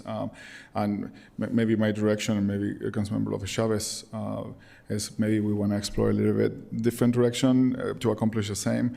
It doesn't mean that I'm not supportive of some of these signs and some key areas that might be useful for me. But any other thought, Councilmember Dugan? Just one final comment. Thank you very much. Public transportation. Then you don't have to worry about cars and parking. But we build the parking. We have it. Right? I'm sorry that I was being, but my one point there. But we realize that we are in a time of year where the budget is going to be tight, and we've got to start looking at our wants and our needs, and and how we are spending our money across the board. And though we have a good, strong fund balance, we look at the deferred maintenance. We look at our, again, I'm going to continue to go with this, harp on the street side of the house, and deferred maintenance and other issues that we need to really address. And when we look at that and we look at some signs, we go, where can we make those hard cuts? And this is one of those areas where I go, is this really where we need to spend this much money on signs? And is there a better way that's not there, that we're not looking at, because we've always been kind of flushed with money over the last few years? And that's my one caveat over the last two items that I've kind of thrown out there is, are we not looking at it in a with all eyes open? Thank you very much. Thank you. You're very consistent today. Thank you so much, everyone. I think we are through with the items for today. I appreciate the time. We're a little behind now. Moving, we have pulled item number 9, so the state legislative briefing follow-up, it's been removed from the agenda. We're moving to the board appointments for the Business Advisory Board. Candy Thiessen. Candy. And then following that, we're going to have another Business Advisory Board. Mazhar Kathy. Are those potential board members online? Oh, yeah. There's one in person. Let me see. Is Candy? Hello. It's online. Okay. Candy, we would love to hear from you for a few minutes. Why are you interested in joining this board? Hi, everyone. I'm Candy Thiessen. I am interested in joining the board because I have a special love for downtown and for Salt Lake. I currently own a business myself downtown, and so I just have a passion for the businesses there. And I started in the downtown farmers market, and so just grew like a love for it. And I just want to be a part of something that helps other people achieve their dreams. I used the BAT myself for a loan for my business, and it was one of the best things that ever happened. And I feel like I would love to be able to get out there to other businesses and help them learn about this program, because before I met the individuals from there, I had no idea that these resources were even available to me. And so for me, I just want to connect other businesses to be able to know that there's resources out there, that there's things that they can do when they're not doing so well or when they have questions or concerns. And so for me, I just really feel like doing that in Salt Lake, and especially for Salt Lake businesses, would be near and dear for me. That's great. Thank you. Councilmember Lopez Chavez. Candy, I miss you. For everyone, I want to brag. So you may remember in 2024, Candy and her business partner and husband, Byron, received the EDLF loan fund to start to Eat Bakery. And so now they're on 3rd East and 3rd South, right on that corner.